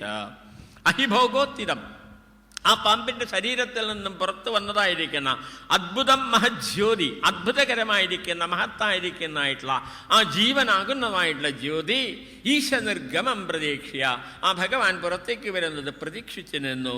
എന്നിട്ടോ തസ്മിൻ വിവേശ, അതിൽ പ്രവേശിച്ചു എന്നാണ്. നമ്മളോട് ഭഗവാൻ ഇവിടെ പറയണോ, പാപം എപ്പോഴും എന്താണ്? വാ പൊളിച്ചിരിക്കും. നാം എന്തെയാണോ ആ വാ പൊളിച്ചിരിക്കുന്നതായിട്ടുള്ള പാപത്തിലേക്ക് നമ്മൾ പ്രവേശിക്കും. പ്രവേശിച്ചു കഴിഞ്ഞാലോ ആ വായ ഉടനെ മൂടും. പിന്നീട് നാം പാപപ്രവൃത്തി ചെയ്യുകയായി, ആ പാപപ്രവൃത്തികളിൽ മുഴുകുകയായി. എന്ത് ചെയ്യണം, എന്ത് ചെയ്യാതിരിക്കണം, എവിടെ പോകണം, എവിടെ പോകാതിരിക്കണം എന്ന് സാധകന്മാർ വിവേകബുദ്ധിയിൽ കൂടിയിട്ട് മനസ്സിലാക്കേണ്ടിയിരിക്കുന്നു എന്നാണ്. അതുതന്നെയാണ് ഭഗവാൻ ഭഗവത്ഗീതയിൽ പറഞ്ഞു തരുന്നത്. ത്രിവിധം നരകസ്യേദം ദ്വാരം നാശനമാത്മനഃ കാമക്രോധസ്തഥാ ലോഭഃ തസ്മാദേതത്രയം ത്യജേത് എന്നാണ്. നരകത്തിലേക്ക് നിങ്ങളെ നയിക്കുന്ന, നിങ്ങളെ നശിപ്പിക്കുന്നതായിട്ടുള്ള, നരകത്തിലേക്ക് നിങ്ങളെ നയിക്കുന്നതായിട്ടുള്ള 3 വാതിലുകളുണ്ട്. കാമമെന്നും ക്രോധമെന്നും ലോഭമെന്നാണ്. അവയെ ത്യജിക്കൂ എന്ന് ഭഗവാൻ നമ്മളോട് പറയണു. സാധാരണ ഇതേമാതിരി പരിപാടികളൊക്കെ നടക്കുന്നതായിട്ട് സമയത്ത് അലങ്കാരത്തിന് വേണ്ടിയിട്ട് ഗേറ്റുകൾ ഉണ്ടാവും. ഗേറ്റുകളൊക്കെ ഓരോരുത്തർ സ്പോൺസർ ചെയ്യുന്നതാണ്. നരകത്തിലേക്ക് 3 ഗേറ്റുകളുണ്ട്. 3 സ്പോൺസർ ചെയ്തിരിക്കുന്നു. ഒരു ഗേറ്റ് സ്പോൺസർ ചെയ്തത് കാമമാണ്, 2ാമത്തെ ഗേറ്റ് ക്രോധമാണ്, 3ാമത്തെ ഗേറ്റ് ലോഭമാണ്. അവർ സ്പോൺസർ ചെയ്തുകൊണ്ട് എന്തുണ്ട്? വളരെ മനോഹരമായിട്ട് അത് അലങ്കരിച്ചിരിക്കുന്നു. ഒരുപാട് വൈദ്യുത ദീപങ്ങളെല്ലാം തന്നെ ഉണ്ട്, പ്രകാശമാനമായിരിക്കുന്നു. ആ അലങ്കാരങ്ങളെ കൊണ്ടും പ്രകാശങ്ങളെ കൊണ്ടും ധാരാളം പേര് ആ വഴിക്ക് ഇങ്ങനെ പോയിക്കൊണ്ടിരിക്കും. ഭഗവാൻ പറഞ്ഞു, ആ വഴിക്ക് പോകരുതേ നിങ്ങൾ, കാരണം അത് നരകത്തിലേക്കുള്ള വഴിയാണ്, അത് നിങ്ങളെ നശിപ്പിക്കാനുള്ളതായിട്ടുള്ള വഴിയാണ്. നേരെ മറിച്ച് 4ാമതായിട്ടൊരു വാതിലുണ്ട്. അവിടെ അതാരും സ്പോൺസർ ചെയ്തിട്ടില്ല. അവിടെ വലിയ അലങ്കാരങ്ങളോ ദീപങ്ങളോ ഒന്നും തന്നെ ഉണ്ടാവുകയില്ല. പക്ഷെ ആ മാർഗത്തിൽ കൂടി പോകൂ, അതാണ് സന്മാർഗം എന്ന് നമ്മളോട് ഭഗവാൻ ഗീതയിൽ ഉപദേശിച്ചത്.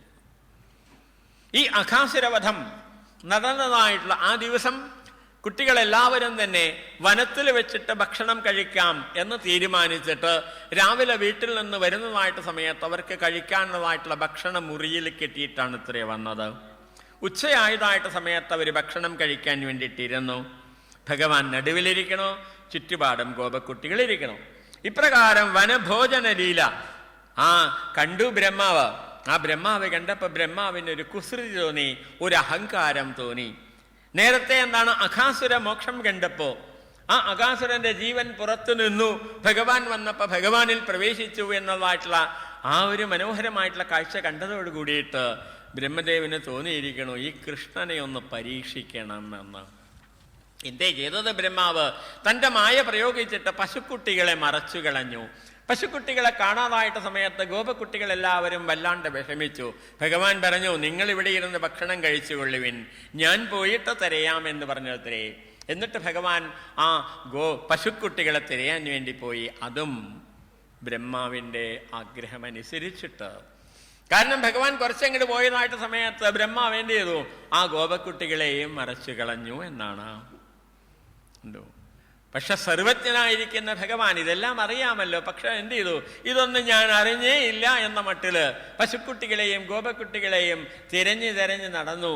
എന്നിട്ട് വൈകുന്നേരമായതായിട്ട് സമയത്ത് ഭഗവാൻ തന്നെ ഗോപക്കുട്ടികളും പശുക്കുട്ടികളും എല്ലാമായിട്ട് തീർന്നു എന്നാണ് പറയുന്നു. ശ്ലോകത്തില് 13ാമത്തെ അധ്യായത്തില് 19ാമത്തെ ശ്ലോകം.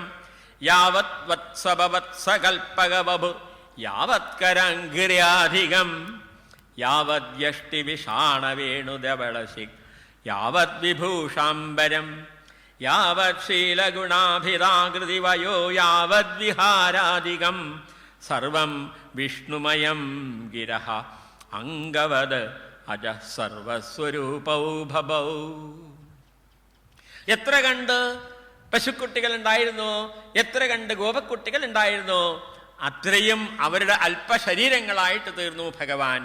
കൈകളും കാലുകളും മുമ്പ് അവരെ എങ്ങനെയുണ്ടായിരുന്നു അതേപോലെ തന്നെ. അവരുടെ കയ്യിലുള്ളതായിട്ടുള്ള യഷ്ടി വടി അതും ഭഗവാനായിട്ട് തീർന്നു. അവരുടെ കയ്യിലുള്ളതായിട്ടുള്ള കൊമ്പ് അതും ഭഗവാൻ തന്നെയായിട്ട് തീർന്നു. അവരുടെ കയ്യിലുള്ളതായിട്ടുള്ള ഓടക്കുഴൽ ഭഗവാൻ തന്നെയായിട്ട് തീർന്നു. അവരുടെ ആഭരണങ്ങളും അതേമാതിരി തന്നെ വസ്ത്രങ്ങളും എല്ലാം തന്നെ ഭഗവാനായിട്ട് തീർന്നു. അവരുടെ ശീലത്തിനനുസരിച്ചിട്ട്, അവരുടെ ഗുണത്തിനനുസരിച്ചിട്ട്, അവരുടെ പേരിനനുസരിച്ചിട്ട്, അവരുടെ വയസ്സിനനുസരിച്ചിട്ട്, അവരുടെ ആകൃതിക്കനുസരിച്ചിട്ട്, അവരുടെ ചേഷ്ടകൾക്കനുസരിച്ചിട്ട് ആർക്കും തന്നെ യാതൊരു വിധത്തിലുള്ള സംശയവും തോന്നാത്ത രീതിയിൽ എല്ലാം എല്ലാം എല്ലാം എല്ലാം ഭഗവാൻ തന്നെ ആയിട്ട് തീർന്നു. അവിടെ ശ്ലോകത്തിൽ പറയണു, സർവം വിഷ്ണുമയം ജഗത്. ഈ കാണുന്ന ജഗത്ത് മുഴുവൻ തന്നെ എന്നാണ്, വിഷ്ണു തന്നെയാണല്ലോ. ആ വിഷ്ണുമയം ജഗത് എന്നുള്ളതായിട്ടുള്ള വാക്കിന്റെ അവയവമായിട്ട് തീർന്നു ആര്? ആ ഭഗവാൻ. സർവസ്വരൂപനായിരിക്കുന്നതായിട്ടുള്ള ഭഗവാൻ ഇപ്രകാരം ശോഭിച്ചു എന്നാണ്. ഭഗവാൻ തന്നെയായിരിക്കുന്ന ഇവരെ കണ്ടതായിട്ട് സമയത്ത് ഗോക്കൾക്കും ഗോപസ്ത്രീകൾക്കും എന്തെന്നില്ലാത്തതായിട്ടുള്ള സ്നേഹം തോന്നി, സ്നേഹപാരവശ്യം തോന്നി എന്നാണ്. കുട്ടികൾ വന്നപ്പോൾ ആ കുട്ടികളെ ആലിംഗനം ചെയ്തിട്ട് ഉമ്മ വെച്ചിട്ട്, എത്ര തന്നെ ആലിംഗനം ചെയ്തിട്ട് ഉമ്മ വെച്ചിട്ട് അമ്മമാർക്ക് മതിയാവുന്നില്ല. അവരുടെ ശരീരം മുഴുവൻ തന്നെ രോമാഞ്ചം അണിഞ്ഞിരിക്കണു. എന്തുകൊണ്ടാണെന്ന് അവർക്കറിയുന്നില്ല. പശുക്കളാകട്ടെ ആ പശുക്കുട്ടികളെ നക്കി നക്കി എത്ര നക്കിയിട്ടും അവർക്ക് മതി വരുന്നില്ല. എന്തോ ഒരു സന്തോഷമെന്നോ സംതൃപ്തി എന്നോ എന്താ പറയേണ്ടതെന്ന് അറിയുന്നില്ല. അങ്ങനെ ഒരു വികാരം അവരുടെ ഉള്ളില്. ആ ചോറ്റുപാത്രം എടുത്തിട്ട് അമ്മമാരത് കഴുകുവാൻ വേണ്ടി കൊണ്ടുപോയപ്പോൾ അതെടുത്തപ്പോൾ തന്നെ അവരുടെ ശരീരമാകമാനം രോമാഞ്ചമുണ്ടായി എന്നാണ്. ഇപ്രകാരം സ്നേഹപാരവശ്യം അവർക്ക് അനുഭവിക്കാൻ സാധിച്ചു. കാരണം എന്താണ്? ഭഗവാൻ ശരീരം സ്വീകരിക്കുമ്പോൾ സത്വഗുണം കൊണ്ടുള്ളതാണ് ശരീരം സ്വീകരിക്കുന്നത്. സത്വഗുണം എങ്ങനെയായിരിക്കുന്നു? സുതാര്യമായിരിക്കുന്നു.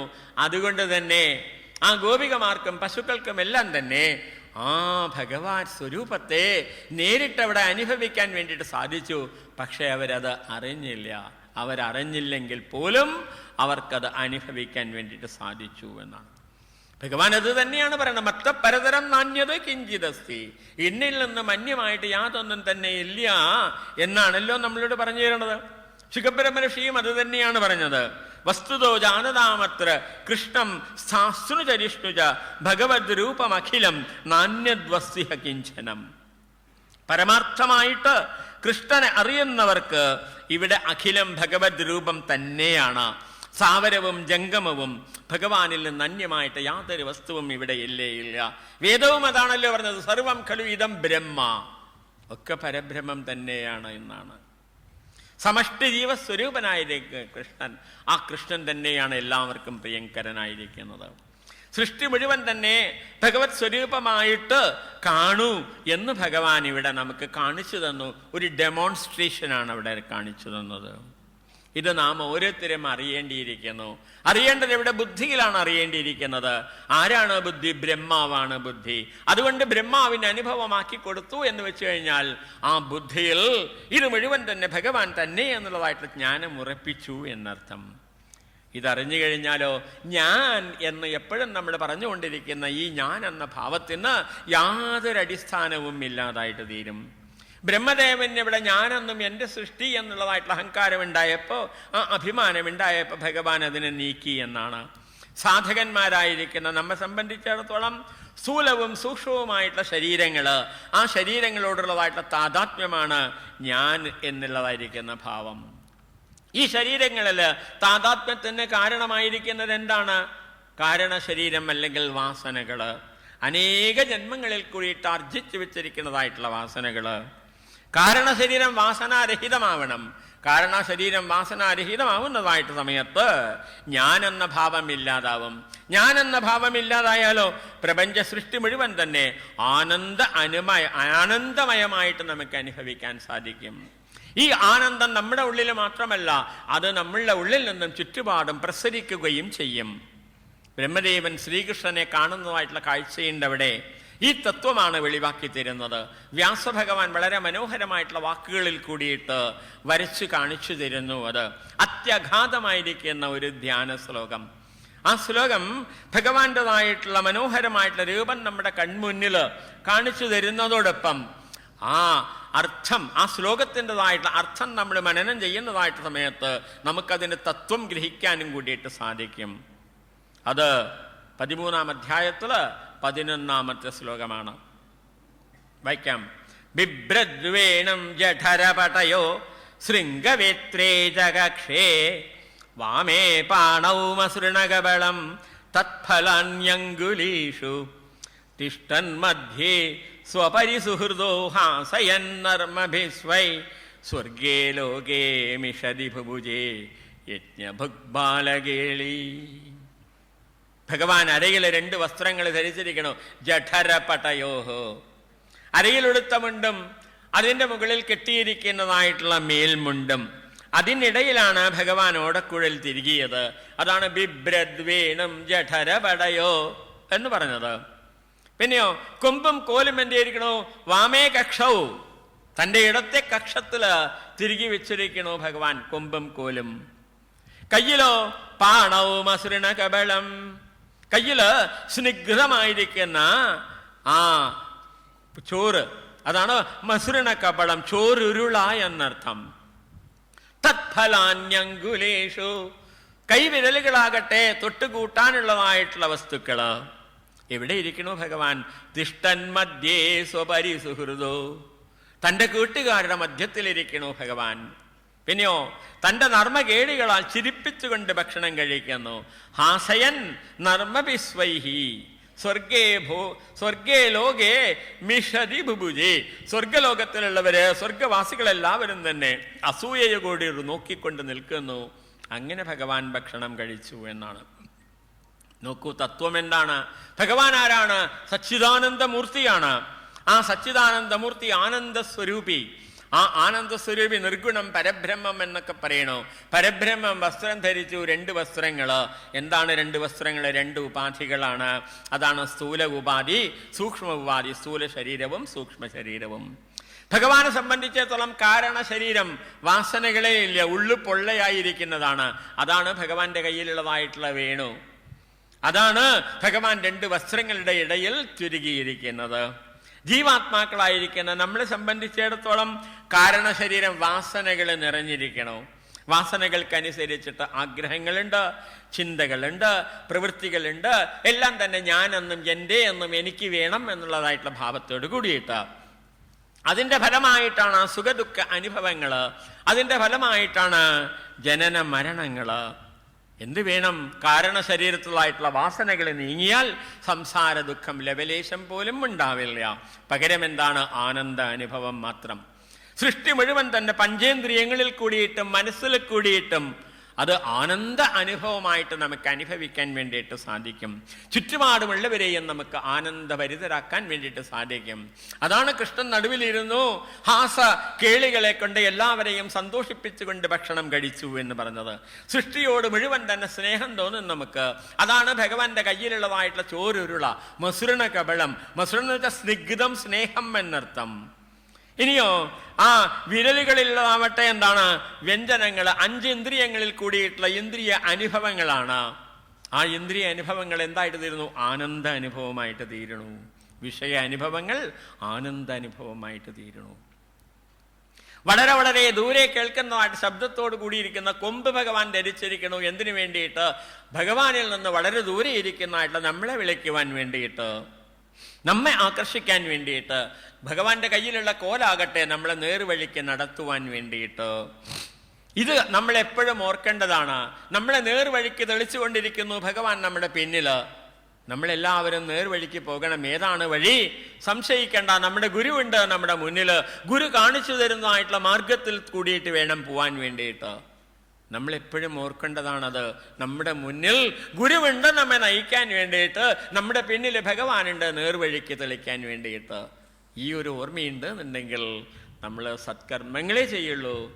അതുകൊണ്ട് നമുക്കും നമ്മുടെ ചുറ്റുപാടും നമുക്ക് ആനന്ദം അനുഭവിക്കാൻ വേണ്ടിയിട്ട് സാധിക്കും എന്നുള്ളത് അവിടെ കാണിച്ചു തരണോ. അത് സ്വർഗവാസികളെപ്പോലും അത്ഭുതപ്പെടുത്തുന്നതായിരിക്കുന്ന, വിസ്മയപ്പെടുത്തുന്നതായിട്ടുള്ള ആനന്ദമാണ്, പരമാനന്ദമാണത്. അപ്പോൾ സംസാരത്തെ എപ്രകാരം സുഖ അനുഭവമാക്കിയിട്ട് മാറ്റാം എന്ന് ഭഗവാൻ ഇവിടെ നമുക്ക് കാണിച്ചു തരുന്നു.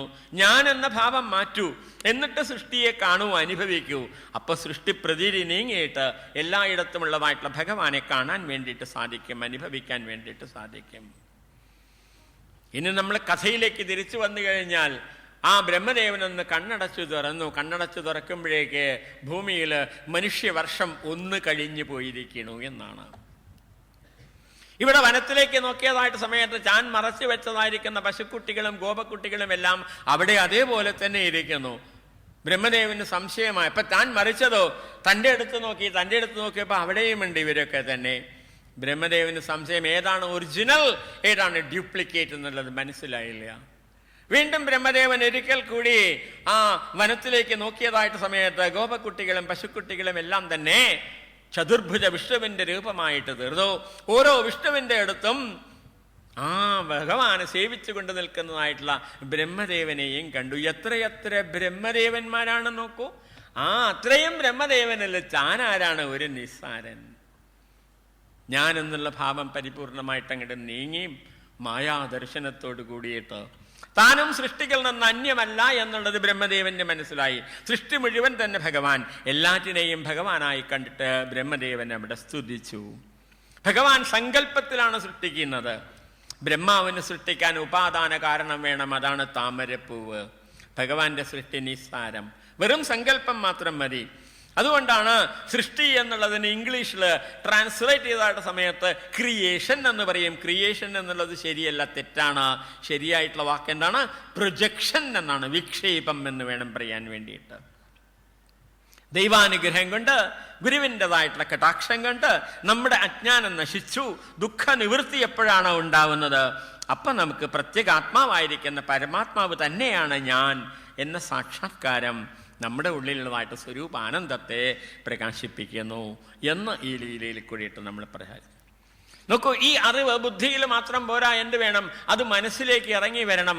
മനസ്സിൽ നിന്നാ പോരാ, അത് ശരീരത്തിലേക്ക് വരണം, ജീവിത അനുഭവങ്ങളിലേക്ക് വരണം. മനസ്സിന് പഠിപ്പിക്കാൻ വേണ്ടിയിട്ട് ഭഗവാൻ വേറൊരു ലീലയാടി. കാരണം ആരാണ് മനസ്സ്? ഇന്ദ്രിയങ്ങളുടെ രാജാവ്, ഇന്ദ്രിയാണാം രാജ.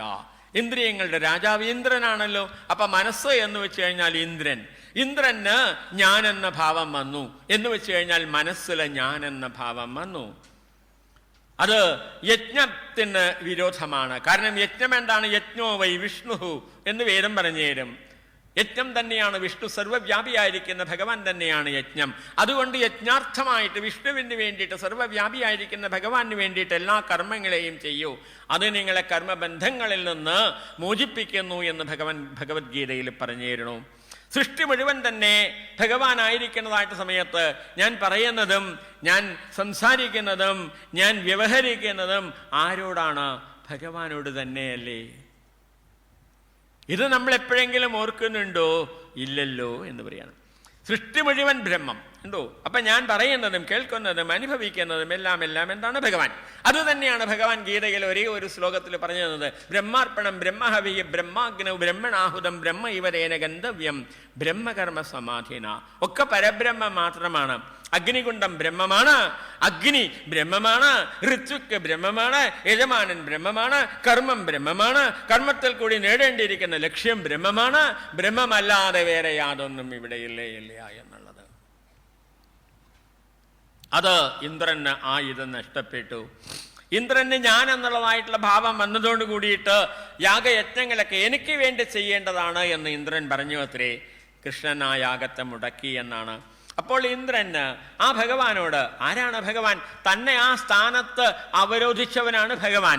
ആ ഭഗവാനോട് പോലും ദേഷ്യം വന്നു. അതുകൊണ്ടാണ് കൃഷ്ണന്റെ വാസസ്ഥാനമായിരിക്കുന്ന വ്രജം പേമാരി ചൊരിഞ്ഞിട്ട് നശിപ്പിക്കാൻ വേണ്ടിയിട്ട് പുറപ്പെട്ടത്. പ്രളയകാല മേഘങ്ങളെ അങ്ങോട്ട് അയച്ചു എന്നാണ്. കൃഷ്ണനാകട്ടെ എന്ത് ചെയ്തു? ഗോവർദ്ധന പർവ്വതത്തെ ഉയർത്തിയിട്ട് വ്രജവാസികളെ മുഴുവൻ തന്നെ അതിൻ്റെ അടിയിൽ നിർത്തിയിട്ട് രക്ഷിച്ചു. ഉച്ചീലിന്ദ്രം യഥാ ഭഗവാൻ ഉത്സമയെന്ന് ഏകകരേണ ശൈലമുത്പാറ്റ്യ ബിഭ്രത് എന്നാണ്. ഒരു കൂണെന്ന പോലെ ഭഗവാൻ എന്ത് ചെയ്തു? പുഞ്ചിരിച്ചുകൊണ്ട് ആ പർവ്വതം അങ്ങോട്ട് പുഴക്കിയിട്ട് എല്ലാവരെയും രക്ഷിച്ചു. ഏകേന ഹസ്തേന കൃത്വാ ഗോവർദ്ധനജലാം ദധാര ലീലയാ കൃഷ്ണ ഛത്രാഗമിവ ബാലക. വീണ്ടും വേറൊരു ശ്ലോകത്തില് ഒരു കൂണെന്ന പോലെ ഭഗവാൻ ആ ഗോവർദ്ധന പർവ്വതത്തെ ഒരേ ഒരു കൈ കൊണ്ട് ഉയർത്തിപ്പിടിച്ചു എന്നാണ്. ഏത് കൈകൊണ്ട്? ഹരിവംശത്തിൽ പറയും സവ്യേന പാണിന, ഇടത്തെ കൈകൊണ്ടാണ് ഇത്രേ പിടിച്ചത്. എന്താണ് ഭഗവാൻ ചെയ്തത്? പർവ്വതം ഉയർത്തി. പർവ്വതം ഉയർത്തിയിട്ട് എന്താർത്ഥം? എന്താണ് പർവ്വതം? പർവ്വതം എന്ന് പറയുന്നത് നമ്മുടെയൊക്കെ തന്നെ പ്രാരബ്ധ കർമ്മങ്ങളാണ്. നമ്മളോട് ഭഗവാൻ പറയണു, പ്രാരബ്ധ കർമ്മങ്ങളാണ് നിങ്ങൾ ചെയ്തുകൊണ്ടിരിക്കുന്നത്. അറിയാണ്ടേയും നമ്മൾ പറയും എൻ്റെ പ്രാരബ്ധാണ് എന്നുള്ളത്. വാസ്തവമാണത്. ഈ പ്രാരബ്ധ കർമ്മങ്ങളെ ഉയർത്തൂ എന്നാണ് പറഞ്ഞത്. എങ്ങനെയാണ് ഉയർത്തേണ്ടത്? യജ്ഞഭാവത്തോട് കൂടിയിട്ട് ഉയർത്തൂ. യജ്ഞഭാവത്തോട് കൂടിയിട്ട് ഭഗവത് സ്മരണയോട് കൂടിയിട്ട് ആ കർമ്മത്തെ ഭഗവാന് സമർപ്പിച്ചേക്കൂ. കർമ്മഫലം വരുന്നതായിട്ട് സമയത്ത് ഭഗവാന്റെ പ്രസാദമായിട്ട് അതിനെ സ്വീകരിച്ചിട്ട് സമബുദ്ധിയോട് കൂടിയിട്ട് അനുഭവിക്കൂ. ഇതാണ് യജ്ഞഭാവം. അതാണ് ആ പർവ്വതത്തെ ഉയർത്തുക എന്ന് വെച്ചാൽ, ആ പ്രാരബ്ധ കർമ്മങ്ങളെ ഉയർത്തുക എന്ന് വെച്ചാൽ അതാണ് ചെയ്യേണ്ടത്. ഇതിനെ സഹായിക്കാൻ ആരും വരില്ല. 7 ദിവസം കൃഷ്ണൻ അവിടെ ആ ഗോവർദ്ധന പർവ്വതം ഉയർത്തിപ്പിടിച്ചു. എത്ര പേരുണ്ടായിരുന്നു? ആരെങ്കിലും പോയിട്ട് സഹായിച്ചുവോ? സഹായിച്ചില്ല. കാരണം ആർക്കും സഹായിക്കാൻ പറ്റില്ല. ഉദ്ധരേതാത്മനാത്മാനം ഭഗവാൻ പറഞ്ഞു. ഒറ്റയ്ക്ക് വേണം നിങ്ങൾ ചെയ്യാൻ വേണ്ടിയിട്ട്.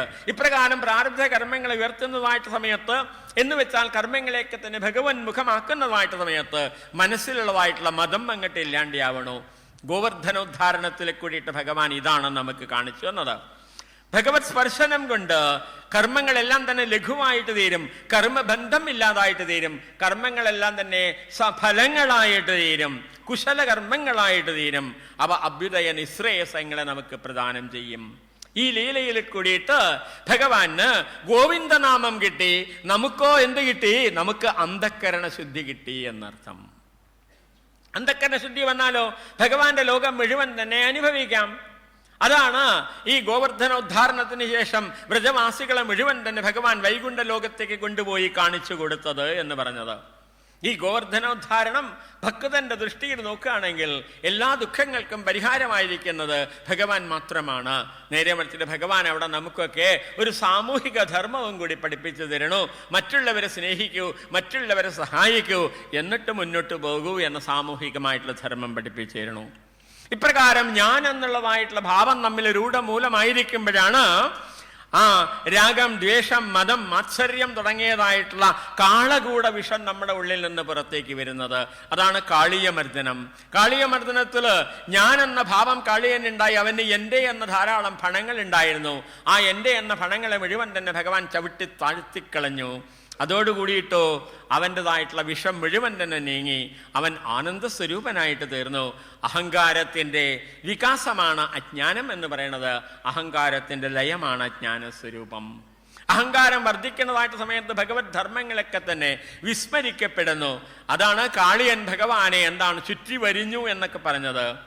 ഭഗവാൻ ഈ അഹങ്കാരമാകുന്ന ആ കാളിയന്റെ അഹങ്കാരത്തെ നീക്കിയതോട് കൂടിയിട്ട് ആത്മാനന്ദമാകുന്ന രമണ ദ്വീപത്തിലേക്ക് അവനെ പറഞ്ഞയച്ചു എന്നാണ്. കാളിയമർദ്ദനത്തിന് ശേഷം ആ രാത്രി എല്ലാവരും എന്താണ് ആ കാളിന്തി നദിക്കരയിൽ തന്നെ കഴിച്ചു കൂട്ടി എന്നാണ്. അപ്പോഴാണ് കാട്ടുതീ പുറപ്പെട്ടത്. കാട്ടുതീ പുറപ്പെട്ടപ്പോൾ വീണ്ടും എല്ലാവരും ഭഗവാനെ വിളിച്ചു രക്ഷിക്കാൻ വേണ്ടിയിട്ട്. ഭഗവാൻ എന്ത് ചെയ്തു? ആ അഗ്നിയെ പാനം ചെയ്തു. എന്താണ് അതിശയം? കാരണം അഗ്നി ഉണ്ടായത് ഭഗവാന്റെ മുഖത്ത് നിന്നാണല്ലോ. മുഖാദിന്ദ്രശ്ചാഗ്നിശ്ച വേദം പറഞ്ഞു തരണോ? ഭഗവാൻ ഇപ്രകാരം അസുരന്മാരെ മാത്രമല്ല ജയിച്ചത്, ബ്രഹ്മദേവനെ ജയിച്ചു എന്ന് വെച്ചാൽ എല്ലാ ദേവന്മാരെയും ജയിച്ചു. ഇന്ദ്രനെ ജയിച്ച കഥ കണ്ടു, നാഗദേവതകളെ ജയിച്ചത് കണ്ടു കാളിയനിൽ കൂടിയിട്ട്. ഇനി വരുണനെ ജയിച്ചു. ഒരിക്കലും നന്ദഗോപരെ വരുണന്റെ ആളുകളെ പിടിച്ചുകൊണ്ട് പോയതായിട്ട് സമയത്ത് ഭഗവാൻ നേരിട്ട് എന്നിട്ട് അവിടെ നന്ദഗോപരെ ജയിച്ചിട്ട് അവിടെ വരുണനെ ജയിച്ചിട്ട് നന്ദഗോപരെ തിരിച്ചു കൊണ്ടുവന്നു. വീണ്ടും ഒരിക്കൽ കൂടി ഭഗവാൻ എന്ത് ചെയ്തു? മുഞ്ചപ്പിൽ നിന്ന് തീ പിടിച്ചു എന്നാണ്. മുഞ്ചാടവയിലെ കാട്ടുതീ പടർന്നു. ആ കാട്ടുതീയിലെ ഗോപക്കുട്ടികളും പശുക്കുട്ടികളും പെട്ടു എന്നാണ്. പശുക്കുട്ടികളെ പുല്ലുമേഞ്ഞ് തെറ്റിപ്പോയി, വഴി തെറ്റിയിട്ടാണ് അവർ മുഞ്ചാടവിയിലെത്തിയത്. ഗോപക്കുട്ടികൾ പശുക്കുട്ടികളുടെ പിന്നാലെ പോയി. എന്താണ് അർത്ഥം? ഇന്ദ്രിയങ്ങൾ വിഷയങ്ങളുടെ പിന്നാലെ പോകും. ഇന്ദ്രിയങ്ങൾ വിഷയങ്ങളുടെ പിന്നാലെ പോയാൽ മനസ്സും അവിടെ നിൽക്കില്ല. മനസ്സും വിഷയങ്ങളുടെ പിന്നാലെ പോകും എന്നാണ്. അവിടെ പോയി കഴിഞ്ഞാലോ കാമാഗ്നി ഉണ്ടാവും, ക്രോധാഗ്നി ഉണ്ടാവും, അസൂയാഗ്നി ഉണ്ടാവും. അങ്ങനെ ഒരുപാട് അഗ്നികൾ ഉണ്ടാവും. ആ അഗ്നിയിൽ പെട്ടുകഴിഞ്ഞാൽ നമ്മളെയൊക്കെ വെന്തുരുകാൻ വേണ്ടിയിട്ട് തുടങ്ങും. എന്ത് വേണം? ഭഗവാനെ വിളിക്കൂ എന്നവിടെ പറഞ്ഞു തരണു. ഭഗവാനെ വിളിച്ചു കഴിഞ്ഞാൽ ഭഗവാൻ ആ അഗ്നിയെ മുഴുവൻ തന്നെ പാനം ചെയ്തിട്ട് നമ്മളെ രക്ഷിക്കും എന്ന് ഈ ലീലയിൽ കാണിച്ചിരുന്നു. ഇപ്രകാരം ആസുരി ഭാവങ്ങളെയും ദൈവഭാവങ്ങളെയും നമ്മൾ ജയിക്കേണ്ടിയിരിക്കുന്നു. അങ്ങനെയാണെന്നുണ്ടെങ്കിൽ നമുക്ക് ഭഗവാനെ ഉള്ളിൽ അനുഭവിക്കാം. ഭഗവാന്റേതായിട്ടുള്ള വേണുഗാനം നമുക്ക് ഉള്ളിൽ കേൾക്കാൻ വേണ്ടിയിട്ട് സാധിക്കും. ആ വേണുഗാനമായിരിക്കണം നമ്മുടെ ജീവിത ഗാനത്തിൻ്റെതായിട്ടുള്ള ശ്രുതി. ഇപ്പോഴോ എന്താണെന്ന് വെച്ചാൽ ഞാനെന്നും എനിക്ക് വേണമെന്നും എൻ്റേതെന്നുള്ളതായിട്ടുള്ളതാണ് നമ്മുടെ ശ്രുതി. അതുകൊണ്ട് തന്നെ നമ്മുടെ ജീവിതഗാനം അപശ്രുതിയുള്ളതായിട്ട് തീരണോ. ആ അപശ്രുതിയെ നീക്കണമെന്നുണ്ടെങ്കിൽ എന്ത് വേണം? ആ ആസുര ദൈവികമായിട്ടുള്ള ഭാവങ്ങളെ മുഴുവൻ തന്നെ ജയിക്കണമെന്ന് ഭഗവാൻ അവിടെ പറഞ്ഞിരുന്നു. ഈ പറഞ്ഞ മാർഗത്തിൽ കൂടെ എല്ലാം തന്നെ അന്ധകരണശുദ്ധി നേടിയിരിക്കുന്നതായിട്ടുള്ള ഗോപികമാർ 1 മാസത്തെ വ്രതം അനുഷ്ഠിച്ചു എന്നാണ് കൃഷ്ണനെ പ്രാപിക്കാൻ വേണ്ടിയിട്ട്. ഉപഹാര ശതൈരപൂജയൻ ദയിതോ നന്ദസുതോ ഭവേരി. വ്രതാവസാനത്തിൽ ഭഗവാൻ അവരെ അനുഗ്രഹിച്ചതാകട്ടെ ഒരു പ്രത്യേകമായിട്ടുള്ള രീതിയിൽ. സ്നാനം ചെയ്യാൻ വേണ്ടിയിട്ട് അവർ നദിയിലിറങ്ങിയപ്പോൾ അവരുടെ വസ്ത്രങ്ങളെല്ലാം തന്നെ അവർ പുറത്തഴിച്ചു വെച്ചിരുന്നു. ഭഗവാൻ അതെടുത്ത് വൃക്ഷക്കൊമ്പിൽ കയറിയിരുന്നു. ഗോപികമാര് കൃഷ്ണനോട് ആ വസ്ത്രം തിരിച്ചു തരാൻ വേണ്ടിയിട്ട് പറഞ്ഞു. നഹാ തവ ദാസി അവശീകരോഷിക്കും, അങ്ങയുടെ ദാസിമാരല്ലേ ഞങ്ങളെ എന്തിനിങ്ങനെ ആവശ്യപ്പെടുത്തുന്നു എന്ന് ചോദിച്ചു. അപ്പോഴാണ് ഭഗവാൻ പറഞ്ഞത്, അത്ര ആഗത്യ അബലാഹ കാമം സ്വം വാസഹ പ്രഗൃഹ്യതാം. നിങ്ങൾ പുറത്തേക്ക് കയറി വരൂ, എന്നിട്ട് അവരവരുടെ വസ്ത്രം എടുത്തോളൂ എന്ന് പറഞ്ഞു. ദേഹത്തിലുള്ളതായിട്ടുള്ള അഹംബുദ്ധി നീങ്ങിയാൽ മാത്രമേ നഗ്നരായിട്ട് ജലത്തിൽ നിന്ന് പുറത്തേക്ക് വരാൻ വേണ്ടിയിട്ട് സാധിക്കുള്ളൂ. അതാണ് ഗോപി വസ്ത്രാപഹരണ ലീല കാണിച്ചു തന്നത്. ശരീരത്തിലുള്ളതായിട്ട് ദേഹ അഹം എന്നുള്ളതായിട്ടുള്ള ബുദ്ധി നീങ്ങണം എന്നുള്ളത് മാത്രവുമല്ല. വസ്ത്രങ്ങൾ എന്താണ്? ആത്മാവിനെ ആവരണം ചെയ്തിരിക്കുന്നതായിട്ടുള്ള കോശങ്ങളാണ്. പഞ്ചകോശങ്ങളായിട്ട് പറയും. അന്നമയ, പ്രാണമയ, മനോമയ, വിജ്ഞാനമയ, ആനന്ദമയ കോശങ്ങളായിട്ട് പറയും. ഭഗവാൻ പറയണു, പഞ്ചകോശങ്ങളെ അഴിച്ചു മാറ്റൂ, നിങ്ങൾക്ക് എന്നെ കാണാമെന്ന്. ഈ അനുഭവം ഭഗവാൻ പിന്നീട് രാസലീലയിൽ കൂടിയിട്ട് അവർക്ക് അനുഭവവേദ്യമാക്കിയിട്ട് കൊടുത്തു. ഇപ്രകാരം കൽമഷങ്ങൾ നിറഞ്ഞിരിക്കുന്നതായിട്ട് ജീവാത്മാവിനെ എപ്രകാരം പരിശുദ്ധമാക്കിയിട്ട് പരമാത്മ അനുഭവം നേടാമെന്ന് ഭഗവാൻ പല ലീലകളിൽ കൂടിയിട്ട് നമുക്ക് കാണിച്ചു തരുന്നു. ആ ലീലകളെ നമ്മൾ എപ്പോഴും സ്മരിക്കണം. എന്നാൽ നമുക്കും ശ്രീകൃഷ്ണനായിട്ട് തീരാം. ഒരു ശ്ലോകത്തിൽ പറയണു, കൃഷ്ണന്റെ രൂപവും ലീലയുമോർത്തോർത്തു കൃഷ്ണനായി തന്നെ ഭവിക്ക വേണ്ടു. തൃഷ്ണകളെല്ലാം നശിച്ചിട്ടു സർവവും കൃഷ്ണമയമായി വന്നുകൊള്ളും. സർവം കൃഷ്ണമയമായി വന്നുകൊള്ളും. ഇപ്രകാരം എപ്പോഴും സ്മരിക്കാൻ വേണ്ടിയിട്ടാണ് ഭഗവാന്റെ ലീലകൾ. അത് നമ്മളെപ്പോഴും സ്മരിച്ചു കൊണ്ടിരിക്കണം. ഇത്രയും നേരം വളരെ ശ്രദ്ധയോടുകൂടി കേട്ടിരുന്ന നിങ്ങളുടെ എല്ലാവരുടെയും ശ്രദ്ധയ്ക്ക് മുമ്പിൽ സാഷ്ടാംഗ പ്രണാമങ്ങൾ അർപ്പിക്കുന്നു. ഈ ഒരു പ്രവൃത്തിയെ എൻ്റെ ഗുരുദേവൻ്റെതായിട്ടുള്ള പാദങ്ങളിൽ സമർപ്പിക്കുന്നു. ഹരി ഓം. ഓം പൂർണ്ണമദ പൂർണ്ണമിദം പൂർണ്ണാത് പൂർണ്ണമുദച്യതേ പൂർണ്ണസ്യ പൂർണ്ണമാദായ പൂർണ്ണമേവാവശിഷ്യതേ. ഓം ശാന്തി ശാന്തി ശാന്തി.